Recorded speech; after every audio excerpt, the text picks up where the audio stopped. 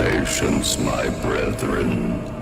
The Great One is all-seeing. All praise to the Great One. The Great One is all-seeing. All praise to the Great One.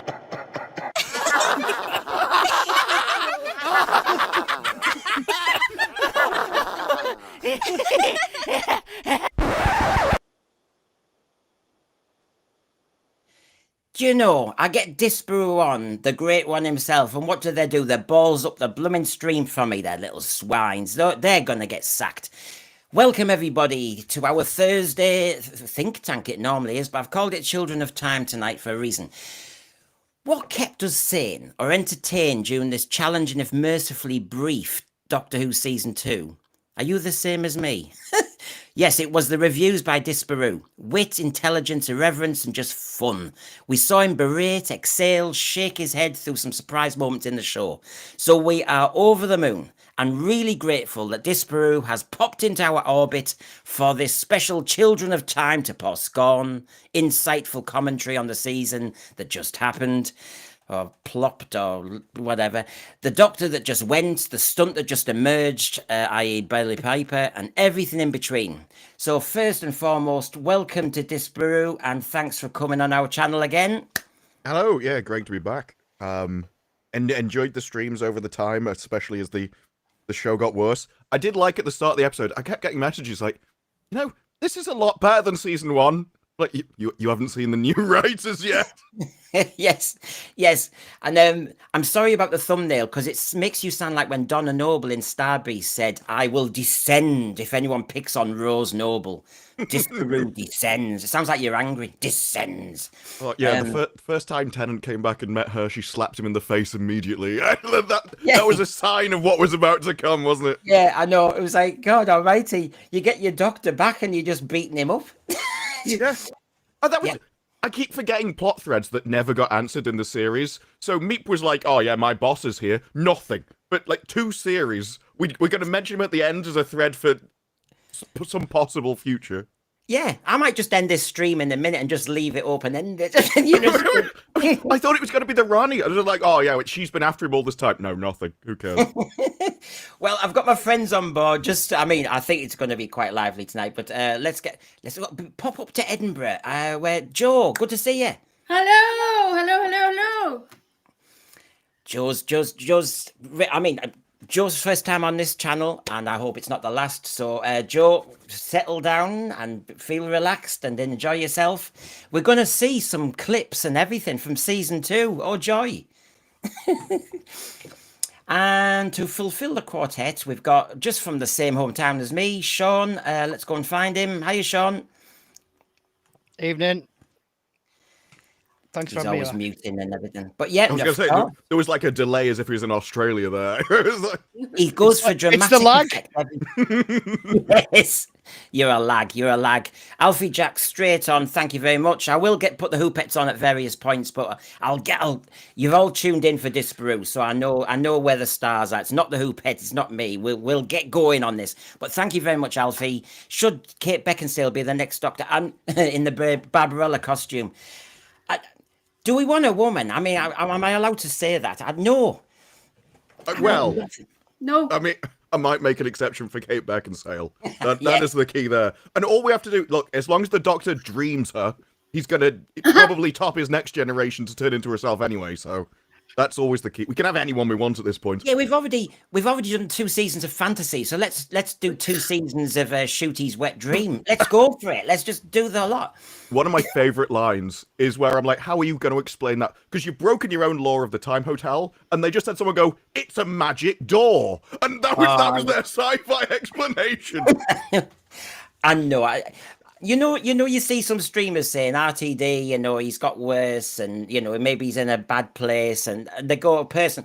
And I've tried to avoid that because I don't know. But actually, the more you watch, you go, he's in a bad place, I think he said in the behind the scenes, he's like, I'd always wanted to do this of someone falling off a balcony and being saved somehow, but it was always so stupid I couldn't get it done. But thanks to the Time Hotel, now I have the excuse.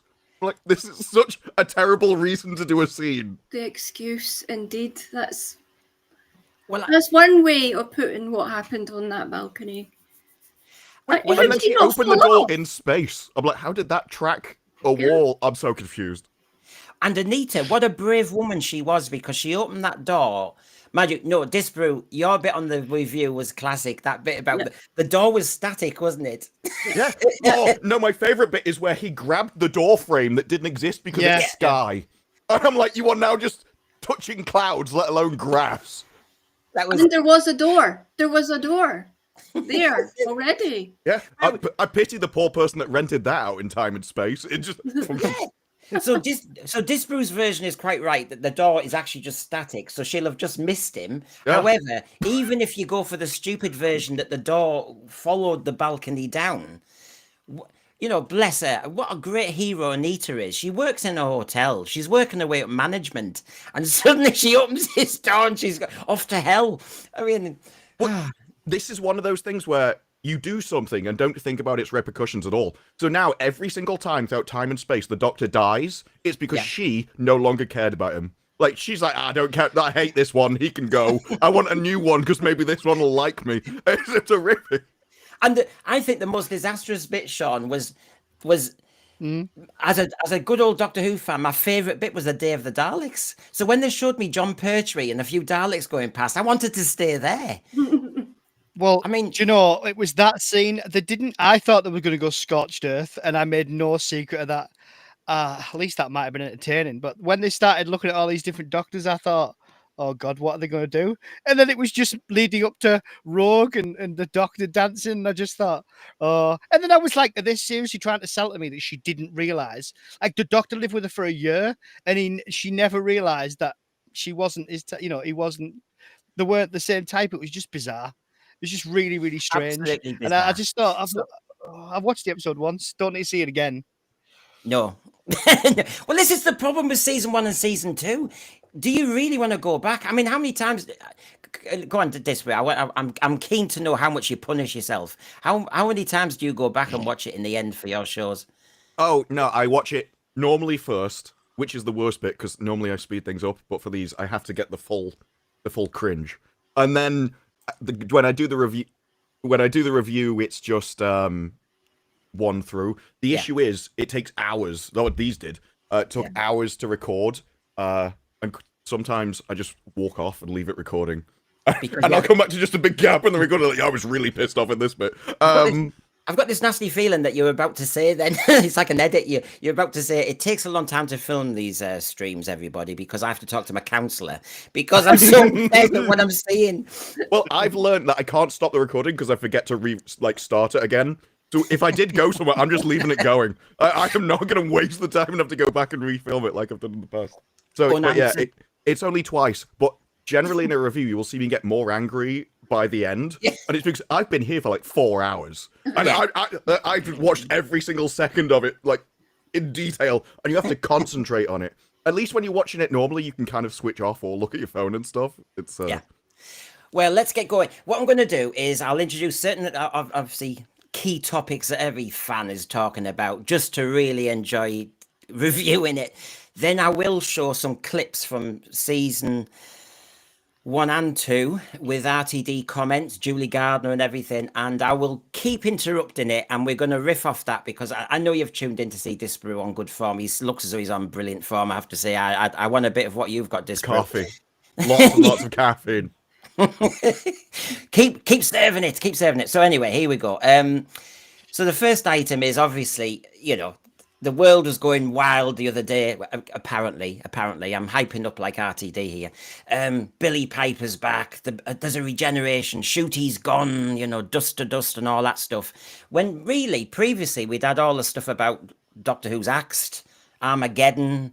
We had all that. Remember, because the press have started to really turn on Doctor Who.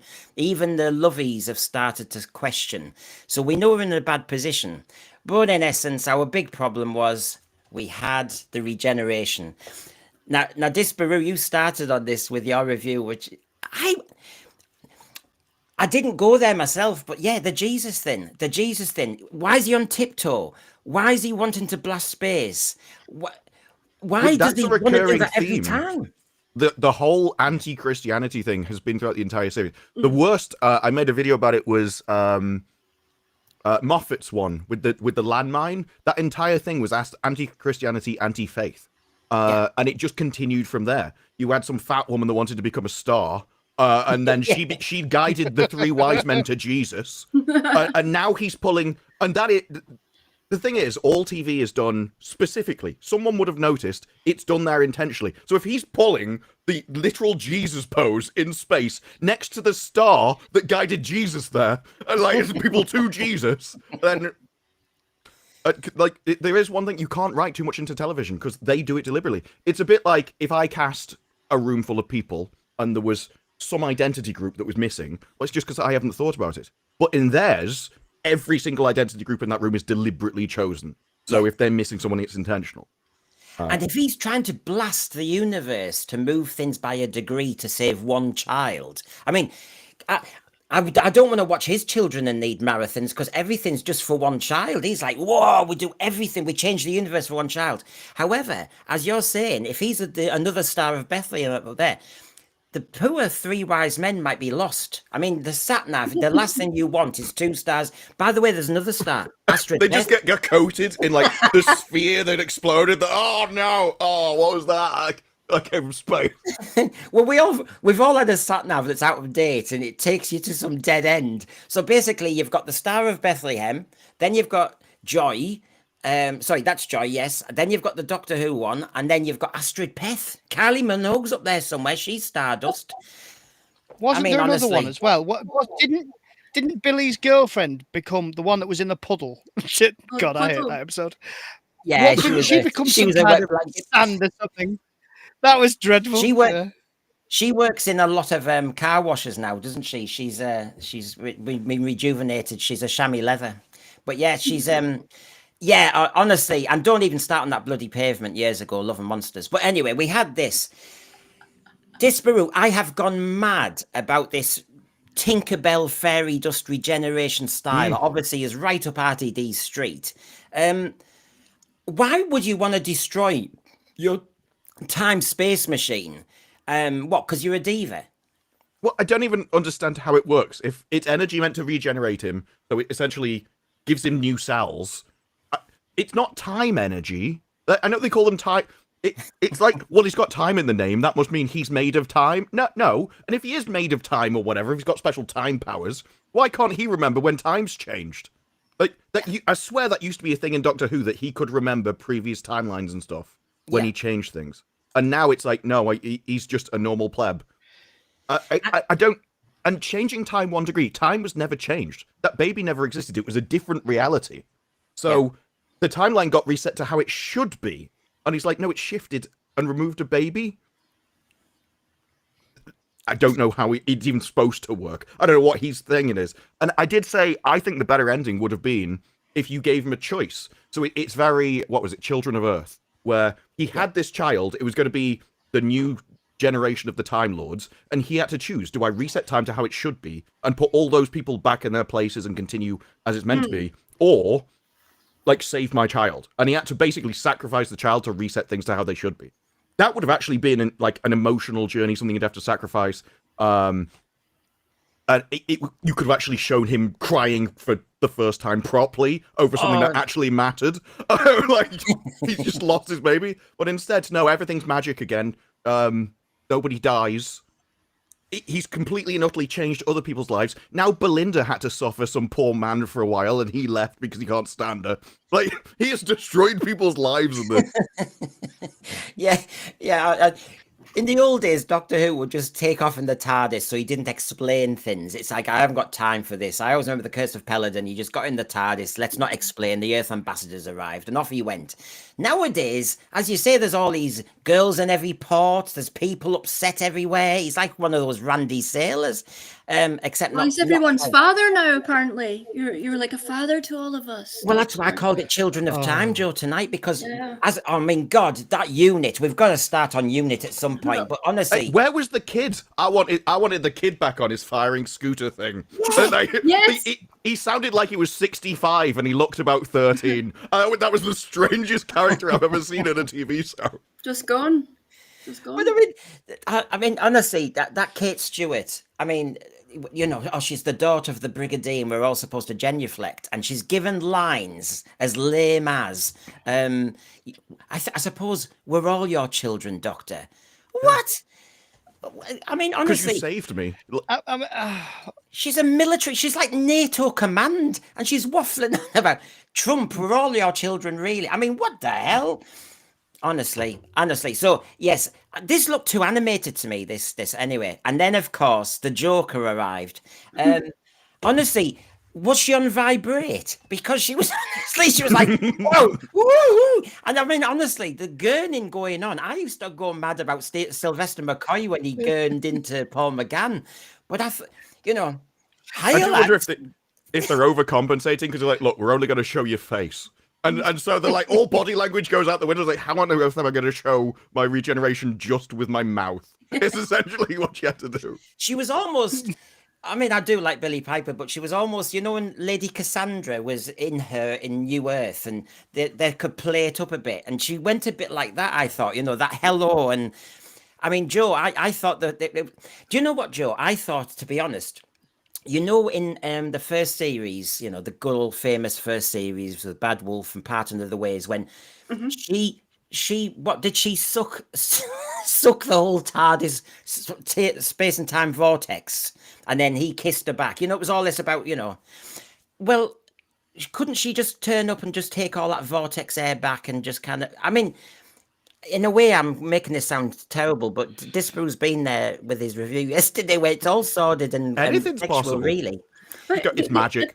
I don't even know what the I mean, to be fair, is of her appearing. Is it TARDIS related? If so, why didn't we get Suran Jones? Okay, so I get the feeling this was done on purpose so we would be having these conversations to try and figure out what the F is going on here. But the way they've brought her back, she should be like a one of those kind of bottom dwellers in a pond where basically she cleans up all the Tinkerbell space dust like she did before. She just sucks off all the space dust back like she did to become the next Doctor. Something weird like that, because obviously, as you all know, Doctor Who doesn't have to make any sense now at all. No, and it doesn't. No, what, some kind of cosmic bottom feeder. That's a good start, isn't it? Sorry. They've just gone really patriarchal, and she's like, she needs to hoover up the universe. Is essentially what you've said. But when did this become a superpower? This regeneration is very essence of and meaning of what the generation was, which originally was kind of simplistic. It's how we get, you know, that's how the Time Lords operate, and now it's some mega. Joe, have you not got the script? It's, you know, RTD, nothing's under, you know, I mean, since he arrived, he loves this kind of, I don't know, did he watch a lot of Stars in Their Eyes and he wants this kind of glitter effect all the time? He likes this kind of, you know, I don't know, there's just something weird going on with how he does it. But there's no payoff either, is there? It's like, okay, and this is why people turn off, because it's like, this is another mystery box with nothing in it. I would put money on the idea that it's just the conversation of, oh, you're here to film the 20th anniversary special, aren't you? Do you want to go in front of this green screen for a bit? I think that was as far as it was. She just happened to be in the offices and they had a green cloth they could put up on a wall. And it was like, that's as far as the thinking went. Or Eccleston did say, there was a clip of him saying, RTD's coming back, put Billie Piper in. So was it a finger up at him? I don't know. I'm just thinking what Disparu said then. You know, we all know that clip, that one of those bloopers in the BBC newsroom. Remember when they got that taxi driver on?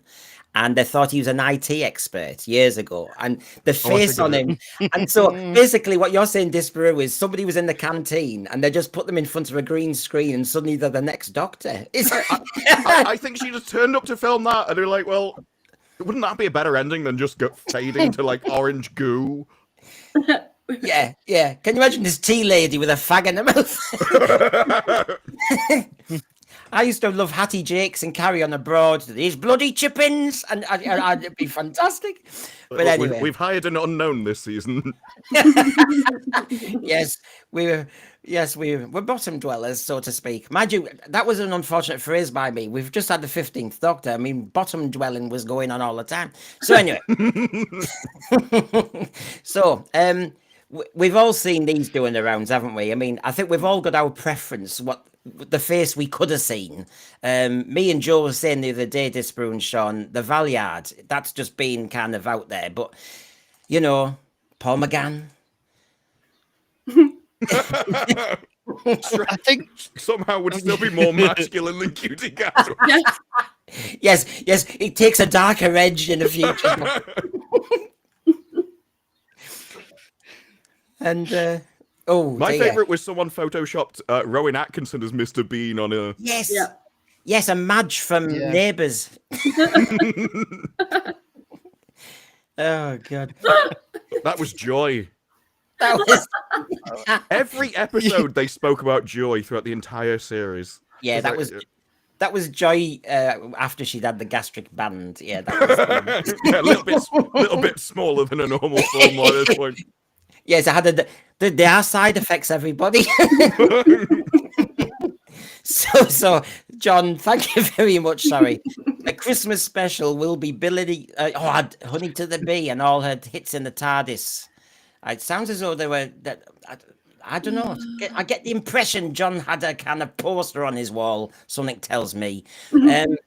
Right, Billy Piper, we were talking about. Now, for clarification, everyone, I was going through the writer's tale, as I sometimes do, because there's I don't know how many chapters are called Charlie Hunnam's Arse. And then there's another chapter called Cyberman Arse. And this is the great RTD. So just so you get the vibe. Charlie Hunnam's. Yeah, on how he kind of employs people. 7th of March. Julie said that Billy Piper's up for doing 4 episodes next year. Now, this is after Stolen Earth and the other one, Journey's End. 4. I was hoping for 1, 2 at best. RTD. Suddenly, and I went through the book, Billy Piper never says no to Doctor Who. She always comes back. So basically, to see her face, nothing against her, it's not a surprise. It's like, whatever. Yeah, and it's I mean, you can understand why, can't you? Because if this was you can understand why. Cheers, Disparu. You can understand why, can't you? Like, if this was anybody else, like if you'd have been out on your luck, you weren't doing very well, and somebody got you a job, and it did as well as like the original run Doctor Who did, you're gonna go back as a favour, aren't you? Because they're in a bubble. They're not gonna. I mean, I think they try and ignore the major feeling of everybody. They just dismiss us and tell us to go touch grass or eat grass or whatever they want us to do. So they won't know. So of course she's probably up for coming back. But I've read A Writer's Tale as well. It's a fascinating book for the insight into It is now. Artie in his insecurities about writing. Oh no, it was fascinating back then because you think that this was somebody who always thought they were going to fail, and now he has, and it's like really, really badly. It was. So what's everybody's choices here? Because when we were talking about, what you've seen Billy come back, they had a lot of choices, but most people were saying common sense would be they fade to black. That you just leave it, go into hiatus, and just leave it. Disparu, was that too risky? You cover lots of media and all the rest of it. Do you think it was too risky for the BBC to just fade to black? There's a lot of talk about how if they lost Disney money, well, it was weird because there was one newspaper article like, well, actually, they didn't need it because they just upscaled for $10 million, which seems ridiculous. But if they are shopping it around to try and get more money, having more social media buzz and stuff, there's loads of things like Parrot Analytics, which tracks social media. And so if you can get some graph off a third-party company and be like, look, it's really popular because now everyone wants Billy Piper, they might use that to pitch to people that don't know any better. So I do think it's intentional to give them some kind of edge or pitch into the next series. Well, John Yulden's already pitched. I mean, if he was a showrunner, he's in his own already. I mean, what would you have preferred, Joe? What would I have preferred? I would have kind of liked a tease where we almost got to see a face when we're on the edge of our seat, and then a cut. I've been trying desperately to get in RTD's head, and it's not a place I could get Oh. into. He's the only one that got increased budget and decreased viewership, so that's astounding what he managed to do. I would have liked to have got people talking, and I don't know, because we don't know if they've pitched or they've got anyone on the horizon willing to take over. We don't know if RTD's keeping going. I mean, they could have just done what the formula which worked, which to me is a British guy with certain looks, unknown, and we could all be sitting here saying, "God, who is this? What is this?" Keep a blanket over it. That would have been something I would have liked to have seen, because then I wouldn't think the Doctor's dead. I know a lot of us have been willing that. Personally, I would have liked to have seen a new face I've never seen before, hinted at, male. Yeah, that's what I would have liked to have seen. You see, when she arrived heavily made up, and nothing against that, but I felt like I was watching Corky the This Clown. I just makeup thought, what are we regenerate. doing? What are we That doing? was the reaction on Twitter. The immediate reaction is, what has she done to her face? Like, nobody was even talking about Doctor Who. It was just what she looked like. I know, it's a bit like when she was in Stolen Earth, and I thought she needs to sue her dentist. But you just think, what the, Doctor. Well, I don't know if you remember, Tom Cruise at one point was filming one of the Mission Impossible movies, I think, and he went to like a curry house in Birmingham, and this guy posted on his social media, "Tom Cruise has just been here," and everyone went, "No, he hasn't. That looks nothing like him." And he just turned out he had like some kind of facelift and stuff, and looked like a different bloke. So, Sean, what would you have preferred? I mean, I'm trying desperately, and I have picked my mood up a little bit after Tuesday's stream because I was just so down because it's just dreadful. But for me, I genuinely, I'm trying to care, but I don't. It's the fact that, like, it's such a gimmick. It's such a gimmick, and to me, I don't think the person who and I know this, stick with me, people. I don't think the person who the Doctor is the issue. I think it goes back to like something deeper. As Joe's just said, you pick somebody on talent. I don't care who they are. I don't particularly care if they're a woman, but as long as they can do the damn job. It's like if they've got somebody as good as Michelle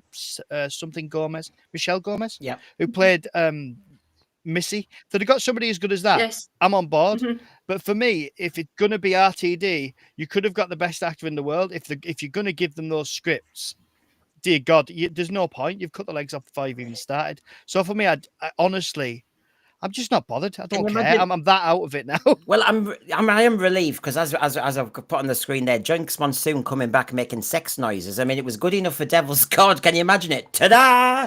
I mean, honestly, I'd have been. The telly would have been. It could have been worse. It could have been worse. And of course, we all knew in seconds that it was a stunt because, well, number one, the credits that we've all talked about, but even when you then listen to her interview. But quite how and why and who. In other words, not a bloody thing's been written yet. It's just absolute. I mean, honestly, Disparu, you might as well have got somebody off the street because they haven't done any planning here. This is like, a post-it note in television.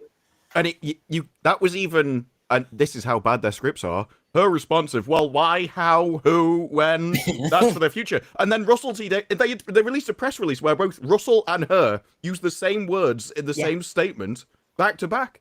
I said, well, you could at least write a proper statement to try and leave a bit of mystery and not just go, I have no idea what's happening, to be honest. I'm not that far ahead. There probably is a bit of, I don't want to tie a future showrunner's hands, if there is one. And at this point, you must know that it's not a dead cert he's ever going to come back. No, and that's why I was intrigued that she always seems to say yes to Doctor Who. So you think, they could have done a little bit better than just say, basically, can you just stick your gob in front of the camera and do some gurning for us, love? I mean, honestly, a bit more than that. I mean, should have told her, do it like a pop video. Alfie Jack, thank you very much. So much for Tom Baker's comment that the part is actor-proof. What did you think? I'm going on Alfie Jack's point here. I've got the slides later, but we might as well say it now. When you get the Jodie Whittaker 13th Doctor meeting the 15th Doctor, it was the multi-Doctor story I've never wanted.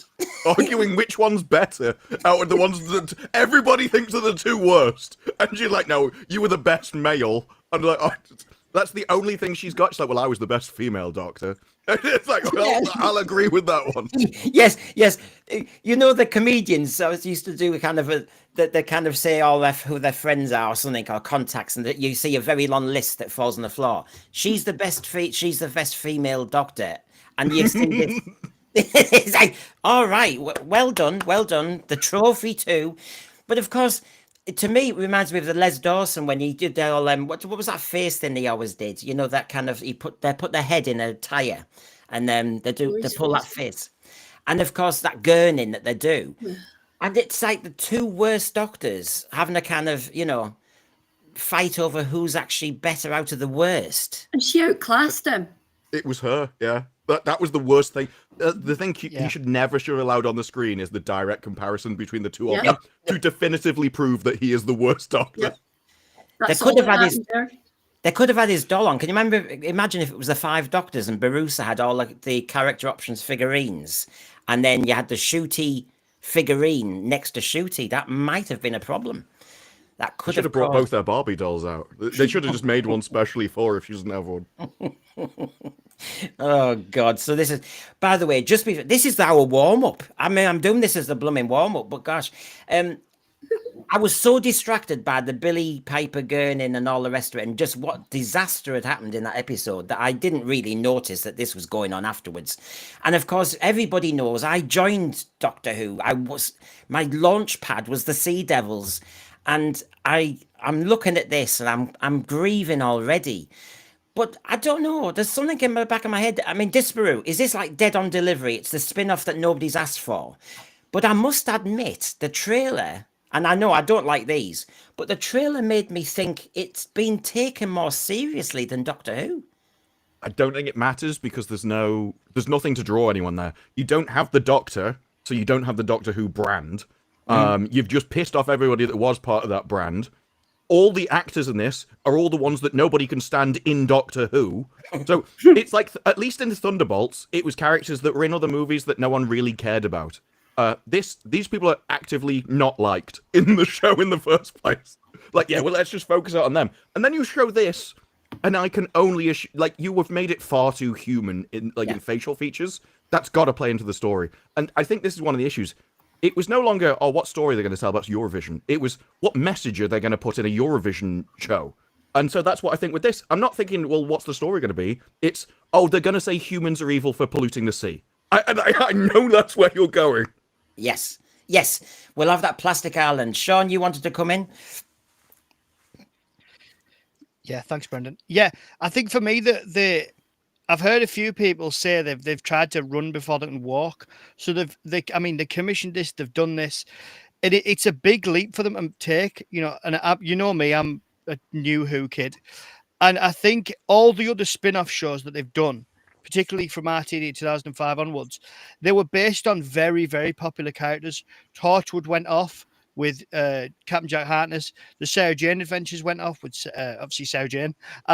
So they had that going for them. It was somebody that you'd follow across. And there's nobody in this to follow across. And you're looking at it thinking, right, as Disparu said, what's going to draw me to this? And I was surprised how they've stripped back. Like, they made no point of saying this is like in the world of Doctor Who or anything like that. They just didn't do any of it. So I think they're hoping it will just die a death. And if this is written by RTD, this is a great comparison between this and, say, Children of Earth, which I think is probably some of the best Doctor Who, I know it's Torchwood, that he's ever done. And I think the comparison will be absolutely shocking. I was just shocked, Joe, that the trailer looked as though they were musically, stylistically taking it a little bit more seriously than Doctor Who, which has really been high camp and breaking the fourth wall and musicals and all the rest of it and Goblin King and all that stuff. Meanwhile, it looked as though it was trying to say this is an adventure. It was certainly less cartoonish looking, which I liked. But I hate to say it, the first thing came in my head was, is RTD changing the look so that there can be interspecies sex? Because we all know where his brain's at. He seems to have modified them. And are we going to get some sort of sexual relationship between human and sea creatures? That was where my mind went straight away. That's where I'm at here. Human and plankton. Here we go. I know that's it. That's how to do it. Well, so yes, they're my favourite, of course. And of course, are you all tuned in on Saturday night? I mean, instead of going nightclubbing, are you going to be watching the 20 Years in Wales? What a crap title, Disparu. 20 Years in Wales. Who cares? Yeah, well, maybe that's where Rogue is. He's in his own living hell. Yeah. But it is. I was going to say, sounds like hell. Does anybody like? Tennant has systematically gone round and basically destroyed his entire reputation. Like, so if you never knew what he was doing before, if you just watched Doctor Who, well, now he's done it there as well. I'm not sure Tennant can come back to this and just do the whole nostalgia tour after he's told people where they can go shove it for the last years at this point. Yeah, this is like when you saw in The Power of the Doctor, all the companions sat in a kind of circle. Whereas on this one, look at this, you've got David Tennant with Jodie Whittaker, with Billy Piper, with Karen Gillan, Pearl Mackie, she's lesbian, don't you know? Mandip Gill, Stephen Moffat, Chris Chibnall, Boo Hiss. I mean, these sound like, oh God, it doesn't appeal to me, but I think that is the worst title I've ever seen. 20 Years in Wales. It's like most people, that's a life sentence. They try and get out. But it's like, what? Take him a long time at 10 mile an hour. Yeah. Oh, bless them. They've tried. Stephen Powell, I mean, yeah, big itself. What a joy to be given the unleashed treatment to 20 years worth of Doctor Who history. No, we've had the RTD treatment of Doctor Who and we didn't like it. No, go away, stop. And what are they celebrating? Celebrating the death in this 20 years of Doctor Who? Because I don't think any of us here think it's got a future, do we? Imagine if that's the thing. They're like, wow, No. we managed. Look at that line, Brendan. What? Go on. Sorry, look at that line, Brendan. A reminder of just how much the show means to so many. No. Wrong tense. Meant to so many. Meant. Yeah. You've killed it. Before you got It's your done. mitts on It's it. over. It comes across when you've done this 20th anniversary show immediately after that and it's ended. It's someone like, hey, we managed to last 2 decades and kill it on the centenary. It's like, on the decade, we got it down to the day. And that's what they're actually celebrating. But yeah, it wasn't 21 years, it wasn't 22. It was around 20 exactly.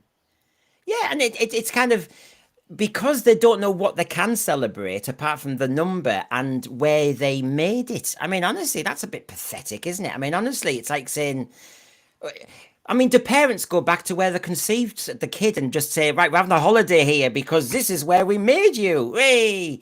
I mean, God, talk about how disaster that would be. Right. I just noticed in that picture on the last one, Yes. Moffat and Davis look like they're at a funeral, and Chibnall looks like he's too thick to realise, and he's just the happy guy, and you're like, oh, bless him, he's not very bright. He doesn't know what's going on. No, I've got that picture bigger later, actually. Yeah, I know. It doesn't kid me that they get on. It doesn't. Obviously, the touching grass, great irony, and you said so in your video. Beautiful moment, Disparu, that he's obviously not a hay fever sufferer. I can't do that. But we had all the gossip about, and this is what I'm intrigued by. This is the last thing we do before we go straight into our kind of little clip bit.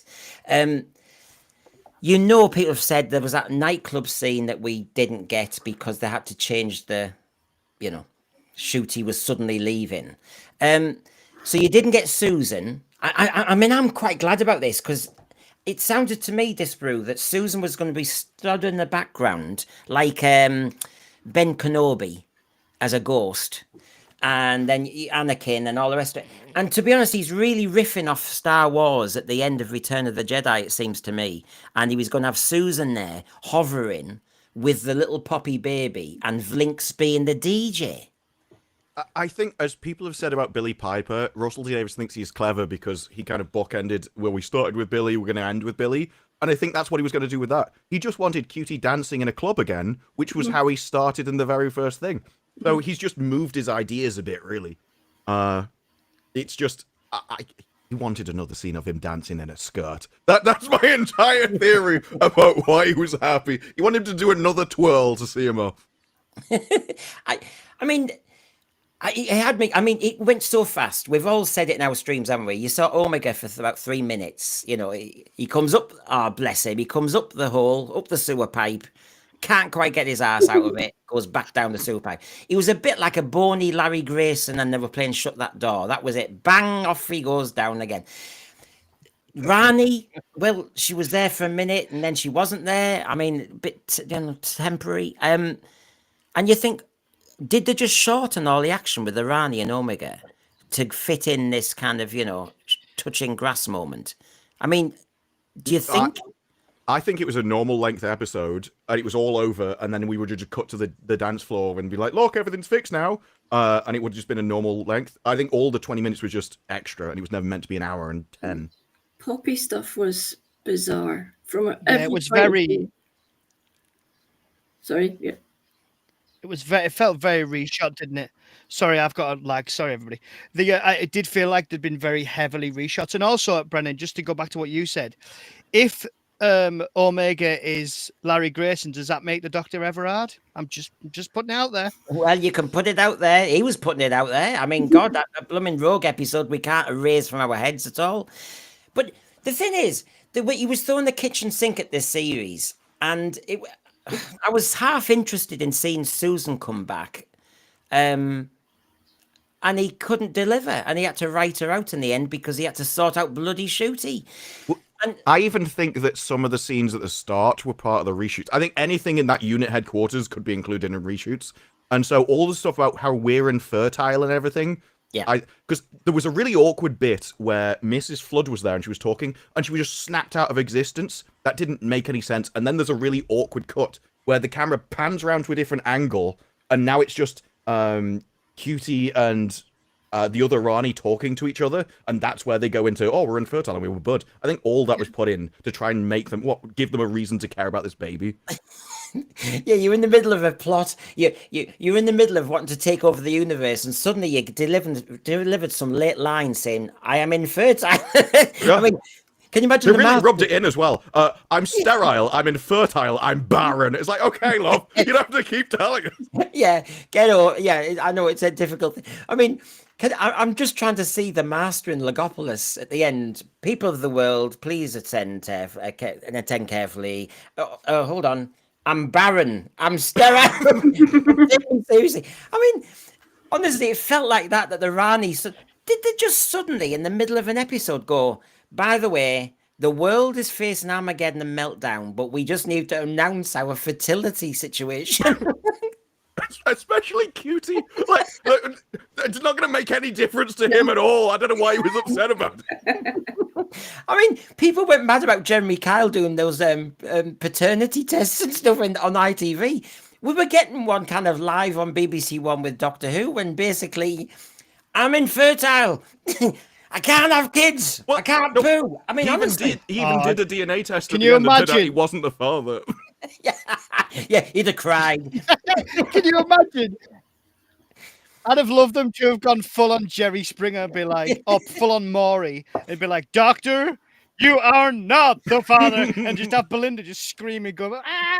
I'd love that. There was so many parts of that episode that would have ended up on Jerry Springer. The other one is when he came downstairs and Belinda goes, I thought I'd married a straight man, and he turned up in my lounge with a dress on.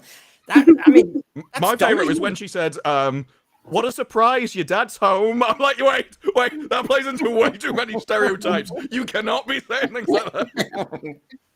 I know, there was so many bits that it was sci-fi, you having a laugh. This was all Donahue or Jeremy Kyle or Jerry Springer. This was all classic. And if the face on it, and I have to say the best bit, did you see Unleashed, Disparu, Joe and Sean, where the little Poppy actress, she's only about 3, when Shooty walked in on the rehearsal and she said, what are you wearing?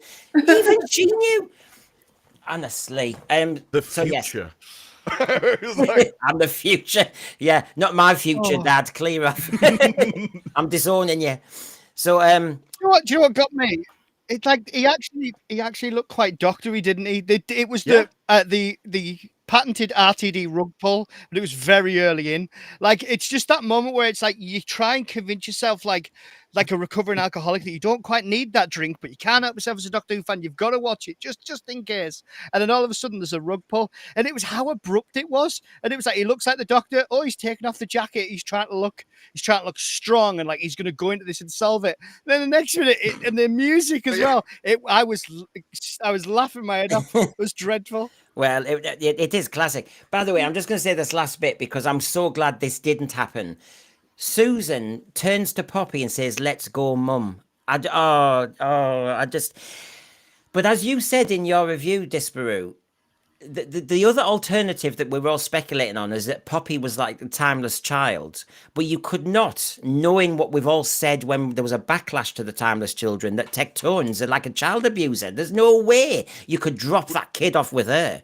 No, I never thought it was Poppy. I thought it was the god, essentially. So I thought something would happen where that turned out to be the Doctor, because that would have made sense as much as this ever could. That why? Because she was like, well, if normal people doubting is the thing, then the doubt of a Time Lord, like, why would a Time Lord doubting do anything? But if the Time Lord was the same being that was creating the universe, and so he was doubting himself, that actually would have been a good plot point. And it just would have. They don't care about backing up the timeless child, so they could have done it. No, it felt like a genealogy episode. You know, like, who do you think you are? But the more you doubt your family, the more you see. It was ridiculous that the more you doubt, you'll eventually see the underbelly of the world. And honestly, all the astronomers, all those people out there, must have been dying on this. Anyway, I'll tiptoe on. By the way, Sulu, it's hard to say goodbye, says Sulu to. I mean, what's this? A mass loving. Look, this guy has the worst takes on the internet of any person. Like, everything he says is the polar opposite of correct. Oh God. Well, here we go then. I've got. It does take a while, doesn't it, Disparu, as you know? But I've assembled some clips just to remind us of the good, the bad, and the ugly of what we thought was a program we liked. So, are you ready for this, folks? Because here we go, and I will keep interrupting it to give us our chances. Here we go.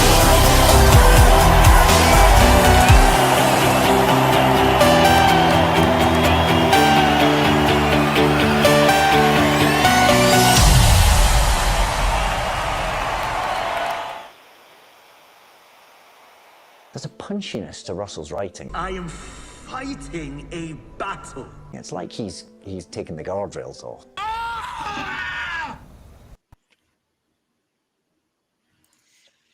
Why? Dot and Bubble was the most amazing moment ever, they said. Because he spat it all out. I mean, I don't know. That was his first scene as well. He walked onto the set and filmed that scene. And so that was what he thought the Doctor should be. Crying, screaming, and spitting on. Yeah, there was a right gobful that came out there. You see it, it sprays. He'd seen the script. I mean, honestly, he just thought, is this what I have to do? But I am honestly... Fighting. Honestly, when was he... This Doctor never looks so he fights anything. In that costume. I mean, would you fight anyone wearing cream? Well, Victim Doctor. Is this when he was talking to Conrad? Is that where this is from? Yes. Yeah. So that was just that was Russell T Davies talking to the audience. They all think they're clever, speaking through the character. There was a lot of time in this last episode where he was clearly, I think every time they went, "Oh, you're gorgeous, you are." It was just Russell T Davies talking at Beauty. And so he was like, "No, I'm fighting you. You're everything I despise. I'm trying to lead us into this new future where you will go out and wear skirts." Well, John Yulden, I'll just bring him in while I remember, because it's hard to... Thank you, everybody. I know you're on fire tonight. John Yulden, it's the first time I've seen a skeleton with a fat ass struggle to get through a door. I will credit him for that comedy moment. I think it's that awful moment when you try and get into some clothing and you've realised you've put on a bit of weight, and Omega come in. It's an awful moment for everybody. I felt sorry for Omega. Yeah, I felt more sorry for Omega than anything else, and he was just a blooming CGI thing. Sean? Cheers. Yeah, I mean, Tennant is right in that scene. There is a punchiness to Russell's writing. It is literally like a punch to the face. It really is. It really, really is. And they unintentionally, the best bits are the bits they don't want you to like. So like this episode, this scene where the Doctor's desperately trying to get any kind of gravitas he can, whilst Conrad just stands there, listens to him, and he just lets him say it on. He's just like, I don't care what you think. Get off my world. I was like, yes, there you go. I loved that. I laughed so much when he said that. I thought that he would have made a good Doctor, that lad. He would have. He reminded me, I have to say, that this scene, I actually loved the scene. I thought directing, music, the lot. I loved it. The bit I didn't like is the blooming message. But I actually was willing Conrad on, because it's when somebody's lost it and they've gone too far. I've done it as a teacher, when you've just gone too far and lost the class. Or parents, they'll lose their temper, they just pitch it too much, and you've lost the kids. Respect is gone for that moment. And I thought this was the Doctor. He just overpitched it. Because I was thinking, what the hell's Conrad done? He does some conspiracy theories online, but he's not getting out there. What's this? You've faced Davros, you've faced Barusa, you've faced all these people, and you're kicking off about some lad who's now in prison. What's the issue? And the story for him didn't make sense, because he knew aliens existed, but he was saying that aliens didn't exist. And he seemed to believe both simultaneously and act as if his thing that he knew wasn't true was correct, to the point where he'd risk his entire life for it. That was just a mess, that entire plotline. Yeah, Joe. I just felt we got introduced to Shooty's Doctor as the wholesome, therapized, altogether Doctor, yeah? Yeah. So I'm expecting a solid Doctor, he's on it. He's letting Tennant have a break, and he's, so we're going in with this idea.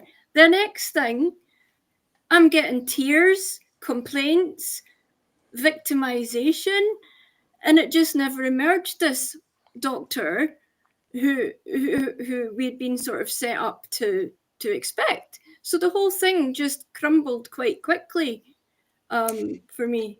This is what we were saying this early on, weren't we? That how many times RTD set up a plot line or a narrative arc that just didn't deliver.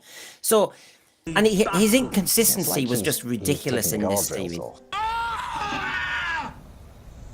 I think on one hand, he's a showman. Oh, and you on the cut the other spit. hand, he's dark as the pits of hell. You die in a prison cell. And he's the dark. You know what? I'll stop it there. Julie Gardner's giving him a character reference. I do not ask Julie Gardner for a job reference. As dark as the pits of hell. Look, the thing is, from their perspective, like the guardrails off. Okay, well, before he was skirting around, he was hinting at the message, whereas now he's just putting it in there and stating it. But they all see that as giving the people that need a kicking a kicking. So when they say he recognizes the darkness in humanity, it's your darkness that he's telling you that you're evil and you deserve it, and that makes him a good person because he's crapping on you. This is the entire entertainment industry at the moment. It's wild. It is shocking. It's the shout at us, Humanity. and they're chuffed about this. He stares it right in the eye, but with absolute kind of mercy. I've never realized how gormless he looks there. Like, I have no idea what's just happened. I think that was Dot and Bubble, and he's going, I've just left sex education for this. I thought I had a future Hollywood career. I thought, you see, when I went through and do my saloons, and I look at all these interviews, and I think it was with Vanity Fair last year, I couldn't believe actors are normally, you always get the sub story that actors, once one job's over, they're jobless again, and it's a very itinerant life. And suddenly, this Shooty, who says how hard done by he is and does all the race debate, as you know, suddenly said he's got a team of advisors, casting advisors, and you're going, whoa, you are quite indulged. You're doing well, mate. And so, to me, yeah, that face is saying, I think we've done a boo-boo here. And, a sense we're not going to hang around. Disparu, were you ever convinced? You know, when you get a new doctor in the role, a new character, a new actor, they always say they were a Doctor Who fan, and I'm sat around here going, do you know what? When I was a Doctor Who fan in the 70s and 80s, none of you lot were here. No, I'm not buying this one. I never got the impression he knew what the Doctor was. No. No. And the thing is, I don't mind if someone isn't a fan when they take the role, but you should go back and watch it. Like, at least, I don't need you to be a fan, but I need you to know what you're doing. And I don't think he did either. I also don't think he's going to be a big Hollywood star. He was in Barbie in the background, spinning around, hitting a ball. If that's breaking through into Hollywood, the thing is, he might be a special snowflake over here that's loved in London. He goes over to America, he's 10 a penny. There's loads of people of all his identity boxes that he will be in competition with. I think he's in for a rude awakening. Sean? Yeah, I agree. I think he'll do a bit of a Martine McCutcheon, leave EastEnders, and apart from Love Actually disappear into obscurity, to be honest. This is my perfect moment. Hopefully with, a bit more grace. Hopefully with grace. A I hope pirouette. so. But yeah, very good. Very nice. But for me, it's just, he just doesn't seem to have it, does he? I don't think he's got it at all. And, and any ideas he had were just discarded. Like, feel sorry for him. Well, I don't, because he got paid, but in a way where he said he had this idea about, he goes into the costume and he says, I've got this idea for my costume. And instead of every other doctor that they listened to and went, oh, well, we can try this and try that. They're like, no, you're going to wear everything. He's like, sorry, everything. See that? Rack everything on it. Yeah, there was even a point where she said, well, we realized we couldn't just put him in a skirt. So we put him in a kilt. Well, arguably why he was killed, but a kilt-like thing as sort of the intro into it, so that by the end that's where he'd go. Yeah, I mean, Joe, I remember the David Tennant Doctor go. And by the way, the TARDIS looked even a bit better then, because the TARDIS, there was a room with all the wardrobe there, and David Tennant picked out his suit. We can't even have a room. Which feels like to me, Joe, that season 1 and season 2 was the normal kind of 1 minute of the Doctor checking out his costume in this first post-regenerative story. He was trying out loads of stuff. Yeah, well, that's one of the biggest problems, was the lack of an identifiable silhouette. And I don't know, and I'd love to know what you guys think about the casting of Doctor Who himself. In the past seemed to be they're looking for actors who embodied Doctor Who. This Doctor, and arguably Jodie, seem to have been, can they embody a message rather than Doctor Who? That's very much how it feels to me looking back on it. I think the unfortunate thing is they opened their gob. So basically, Tom Baker was, I remember at the time, he was grateful to be not working on the building site. He was out of, he was doing that. And so you tended to get a bit of interview like that. Sylvester McCoy had just been doing the Pied Piper of Hamelin. So he was just doing a bit of that. Can't remember what Colin Baker had just been doing. I know my mum and dad said he was the Brothers in the 70s, but there was a gap in between.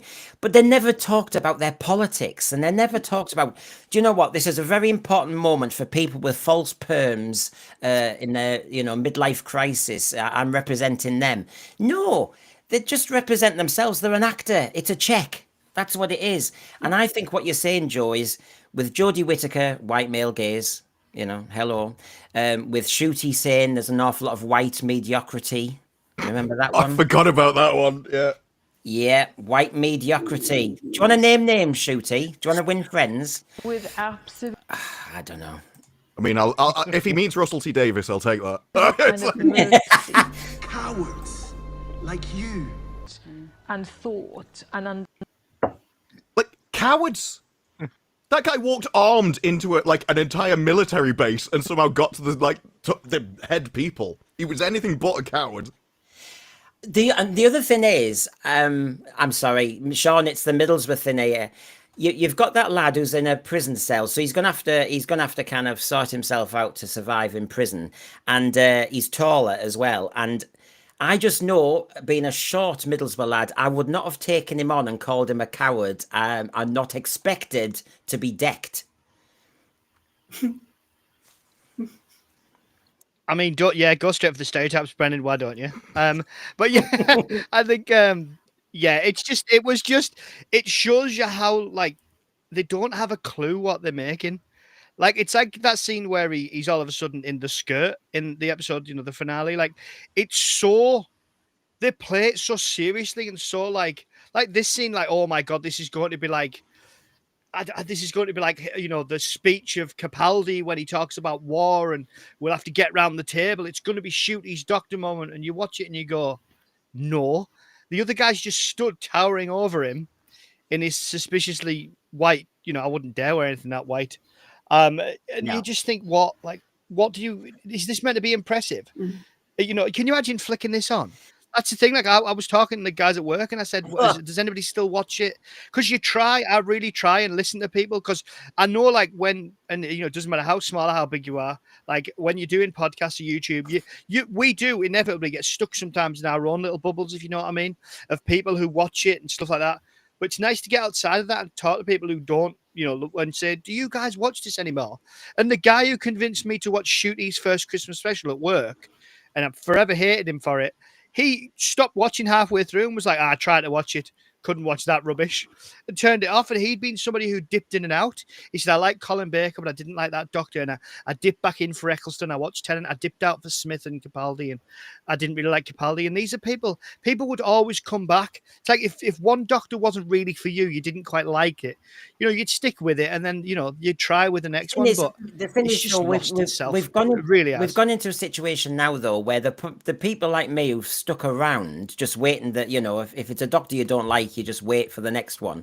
The trouble is, you've now seen a lineup which is and also content that is killing your show, and all those other fans who said I left in 2017 are in a better position because they haven't seen the train wreck and actually the revisionism that's gone on and to spoil a show. I have to say, he looks as though he's going to go to a nightclub there, and I have to say he wouldn't be taken seriously to take somebody else on and call him a coward and think he's going to survive the next moment. I don't know. I just did everything about this scene. Like I said, I just loved the lighting of the TARDIS, the lot. It's just the words coming out of his mouth were all wrong. And that was unfortunate because it shows you that this program still can have the production values. It's got the wrong writer. I also think it's Cutie, though. Like, I think Cutie could be punching me in the face and still not be intimidating. There's just something about him that I cannot take seriously, no matter what he's doing. And he's really trying to play this seriously. And I expect him to just start, like pirouetting or something in the middle of the scene. It's so bizarre. I can imagine being a director saying, we need more phlegm, we need more gob. That's all we've got. That's all you've got. Give us gob. And thought and understanding. At least that would steady A on. lot of people have masturbated over my work and come up to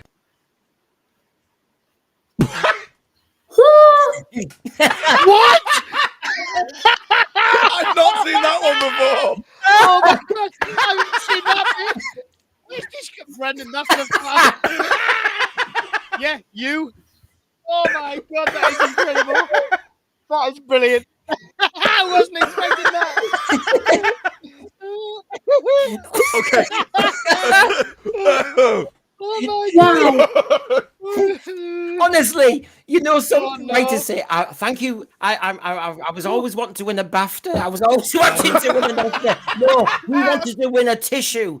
I mean, honestly. He's the only Oh my God. He's the only one that, like, counts celebrations by volume.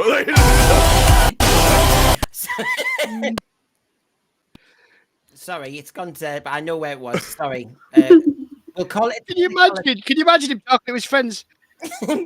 How did the episode go? How well was it? How well was it received? Oh, bucket loads, honey. Bucket loads. Like, I'm fetch another cup. I'm feeling sorry for the BBC switchboard going, we've had a lot of parents saying that masturbation's high tonight. Actually, it's a bit like those seekers who are going 9, 7, 6, 6, 6, 6. When did this air? Sorry? When did it air? When did it air? When did it go out on TV? This. Yeah. Like before 9 o'clock. This is, yeah. For people to know, this is my gold dust. This was November 2023, the Imagine documentary called RTD, Doctor Who and Me with Alan Yentob. So it wasn't even about queer as folk, which I could understand. Yes. Yes, it was about queer as folk. But Right. Is that a toilet roll? yeah. Here we go. Always. Now, if anybody is thinking, did I hear it? Did I see it? Here we go. An awful lot of people have masturbated over my work and come up to me and tell me.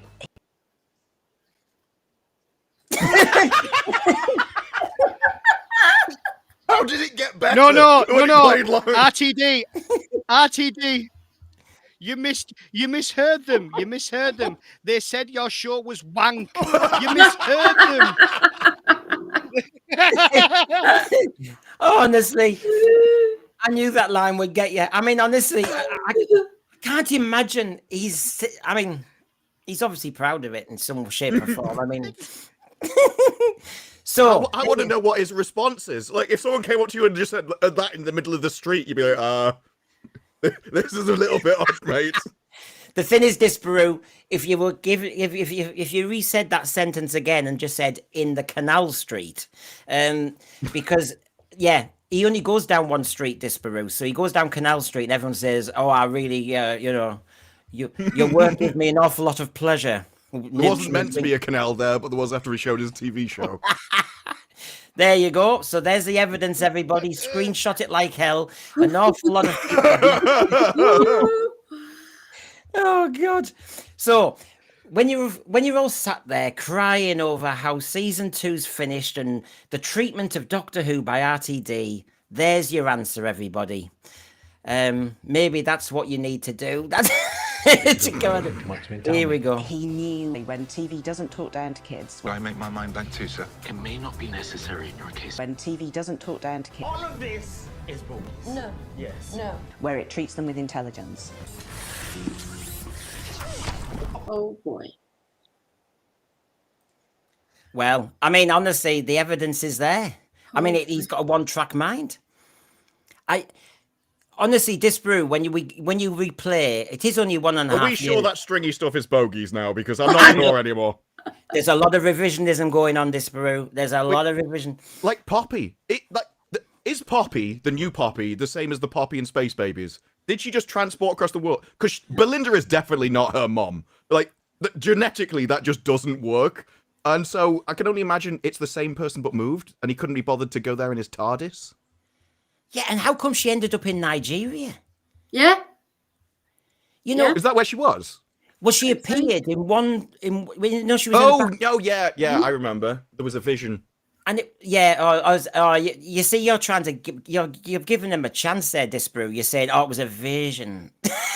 Well, I think they say that in the show. Like, I was hallucinating something. It's like, no, it's just in your head. And as they walk out, so the time is rippling outwards. I mean, it was never explained, or was What it, in the reality war? They never told us about the TARDIS doors blowing in, though, did they? Remember at the end? Nope. What happened to that?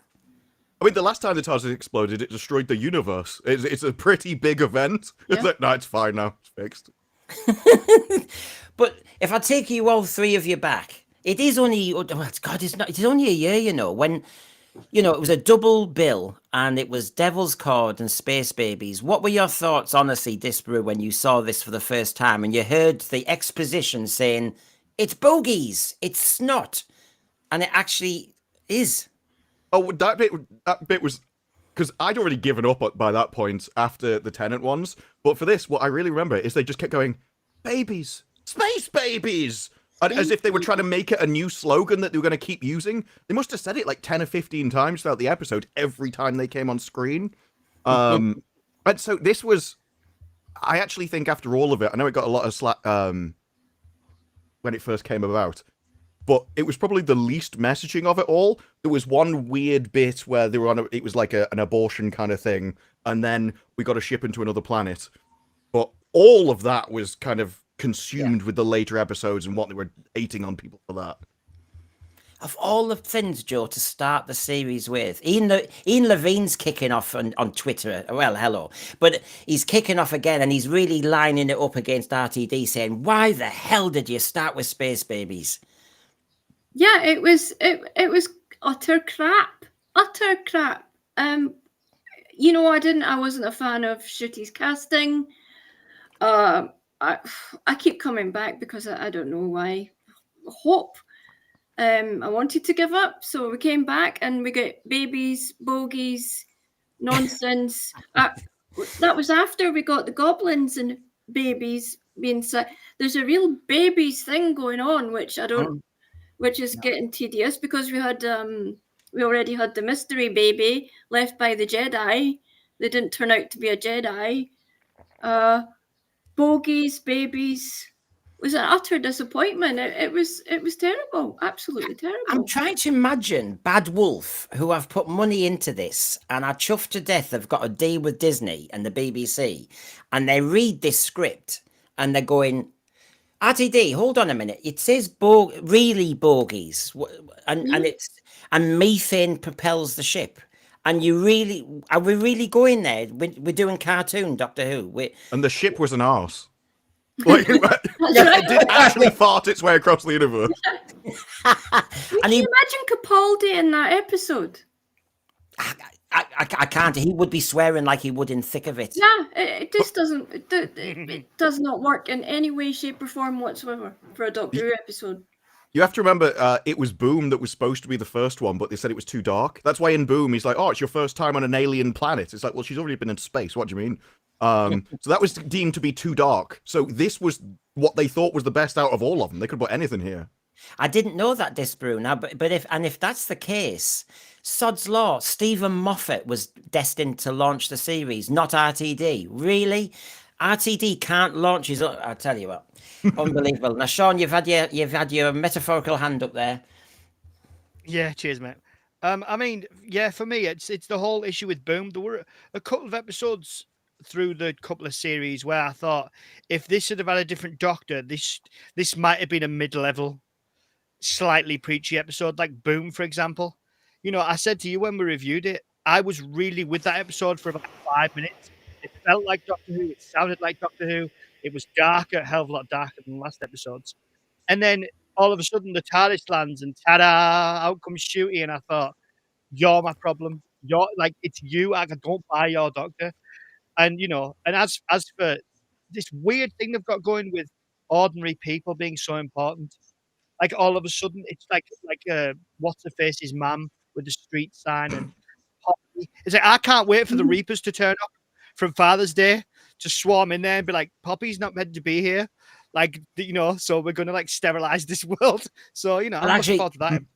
Well, actually, I thought I could see an awful lot of the usual sexual references you get from RTD, but when I saw your review, Disparu, I thought, oh, I hadn't even gone there on that one where you said they were rubbing each other up, the Seekers, the Bone Beasts. Oh, yeah, that was just really... there's a lot of stuff like that where it's such odd phrasing, it has to be intentional. It's like, oh, we're just causing friction as we're rubbing up against each other. It's like a very strange thing to do about parallel dimensions. So the Bone Beasts rub each other up and Omega appears. It sounds a little bit dodgy. So anyway, here we go. Russell went, oh yeah, I remember this feeling. To make that character 15 is so vital. Imagine now being able to be this political. Right, now it will be a trans character walking in there. It's like, we know everything, thanks. And you know nothing? How do the BBC executives, who have that very long list of worthiness and virtues, say, yeah, slag off, just say men are worthless. Let's go for that. Let's do that. Yeah.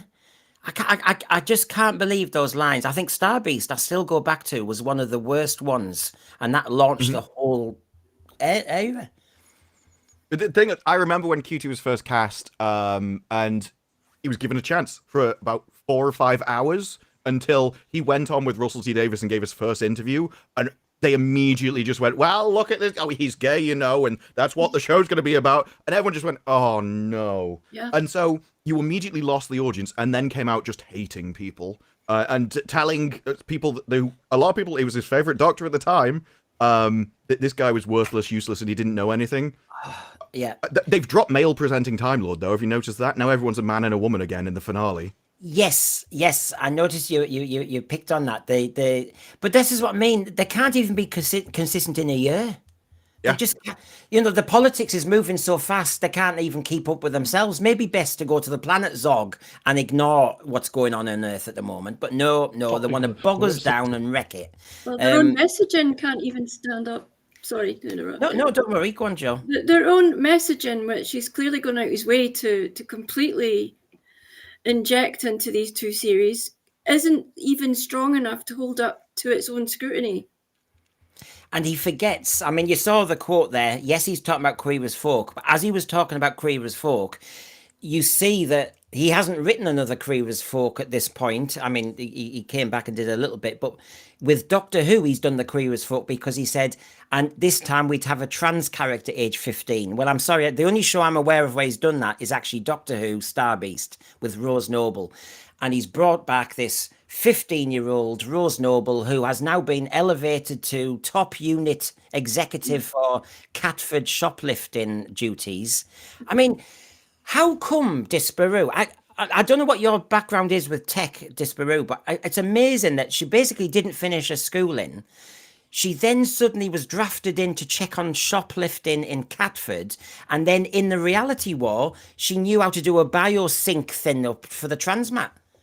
Yeah, well, there was lots of that in Unit. At one point, he turned to the ex-tea lady and went, "Can you make this box which takes people out of time and space?" Like, I'm sorry, if Unit has the power over time and space, then they would definitely be traveling the universe and just taking all kinds of stuff. Like, there's no way that would not be governmentally controlled in the UK of all places. So there was a lot of we can just magically make anything. And there whereas was that... before it would have been the Doctor making it. Yeah, oh, no, that's the other thing. Anita saved the Doctor. Let's face it, if she hadn't opened that door, he's dead. Ruby saved him because in the Wish world, he was deluded. So basically, he's a pretty rubbish Doctor. Yes. When he then uses Unit for all its toys, he's not, John Pertwee would sit there, just, changing a fuse. No, none of that. You get this. The Doctor says, you've got on floor 75, bang. Yeah, okay. You've got a time window. Yeah, you've got this. Did you notice in Reality War, there was a point when he ran towards his TARDIS and Kate Stewart shouted out and said, we've got this, we've got that, we've got this. And she was shouting all the gadgets at him. And I thought, this is absolute tosh. The Doctor doesn't see. And his worst invention was the Vindicator. Mm. The clock. The clock hand. A lot of foresight involved in that, though, that he made a GPS which had the battery capacity to have the energy of 1 billion supernovas. Yeah. Why? And I saw somebody tweeting saying, if that's got that amount of power, why couldn't that have forced his regeneration instead of the Poppy Girl? Because... That was my favourite moment when he puts it down ever so carefully on the floor, and then the entire base gets destroyed. I'm like, it's not going to be Dear Gentle anymore, is it? I'll just move on a little bit. You're not a woman anymore. She'd have understood. Yeah, well, I thought that's a revolution. You're assuming he as a pronoun. Being this influential again, back at Doctor Who. Yes, sorry, good point. Something a male presenting Time Lord will never understand. It's the best toy set you can have. I honestly think Star Beast is gonna one day get trigger warnings that you cannot put that out. It is just so confronting. No. I mean, you're a mother, Joe. The messaging to lads is beyond belief. Well, as mother to a 15-year-old white heterosexual lad who's been a fan since he was in nappies. I mean, it was constantly on the television. All he's been told this series is there's no place for him. The two main characters, you're meant to see yourself on screen. We got an incel and we got whatever Conrad was. And it's meant to be an all-inclusive thing. We got Rose who appears, and we have to give Rose instant respect. We're told how beautiful Rose is. Yeah. Rose hasn't done anything. I mean, surely if you want us to respect and listen to what this, you're trying to push a big point here. So why couldn't you have written this character to have done things, to have been a hero, to have endured things? Like poor Rory who had to stand out. I found him very boring and didn't have much time for him. Then he stands and waits for, the love of his life outside the box. And I sort of thought, you know what, you deserve respect now. You really love her, and it grew on me. But Rose was instant respect, instant skills, instantly beautiful, and It's just this. It's awful. That seems to sum up the world now, though, isn't it? It's all superficial. It's all surface level. I mean, you're beautiful. Thank you. Thank you. You're beautiful. You're kind. You're this. And you're thinking, but you've got no deeds to back this up. There's no substance to back this up. I mean, I feel as though I'm back at school and I'm hearing the kids in the corridor, age 12, after they've just done double maths going, I love you. I'm missing you. I hope you're all right in history. And they hug each other and it's all like, a big drama. And you're going, thank God I'm not 12, basically. No, we now do scripts like that. There has been a change in morality from you're not good because of your deeds, you're good because of what you are. So for Rose, it would have been their identity is making such a hard life that the heroic deed is just existing in the world. And if you do anything to doubt or do it, all you're doing is just making their already horrific life even harder. So you immediately become the villain, do the worst thing possible. It is. Yeah. It is just how you're perceived, and that's why you can virtue signal and put up like a false persona, and you're still genuinely considered a good person under it, just because that's all that matters. It's just social perception. Yeah, this was my classic thing. The kids at school always had that "be kind" badge on all their profiles, and yet they were beating the shit out of each other. You just thought, hold on, there's a disconnect here, kids. Anyway, I'll carry on. It's the most incredible power. You've got all of time and space. But it's a kid's show, and that's the power of it. The 15, 16-year-old boy, I watched that and it changed my life. I say this is how we see Davros now, without the facial scarring. What? Huh? What? Go on, Sean.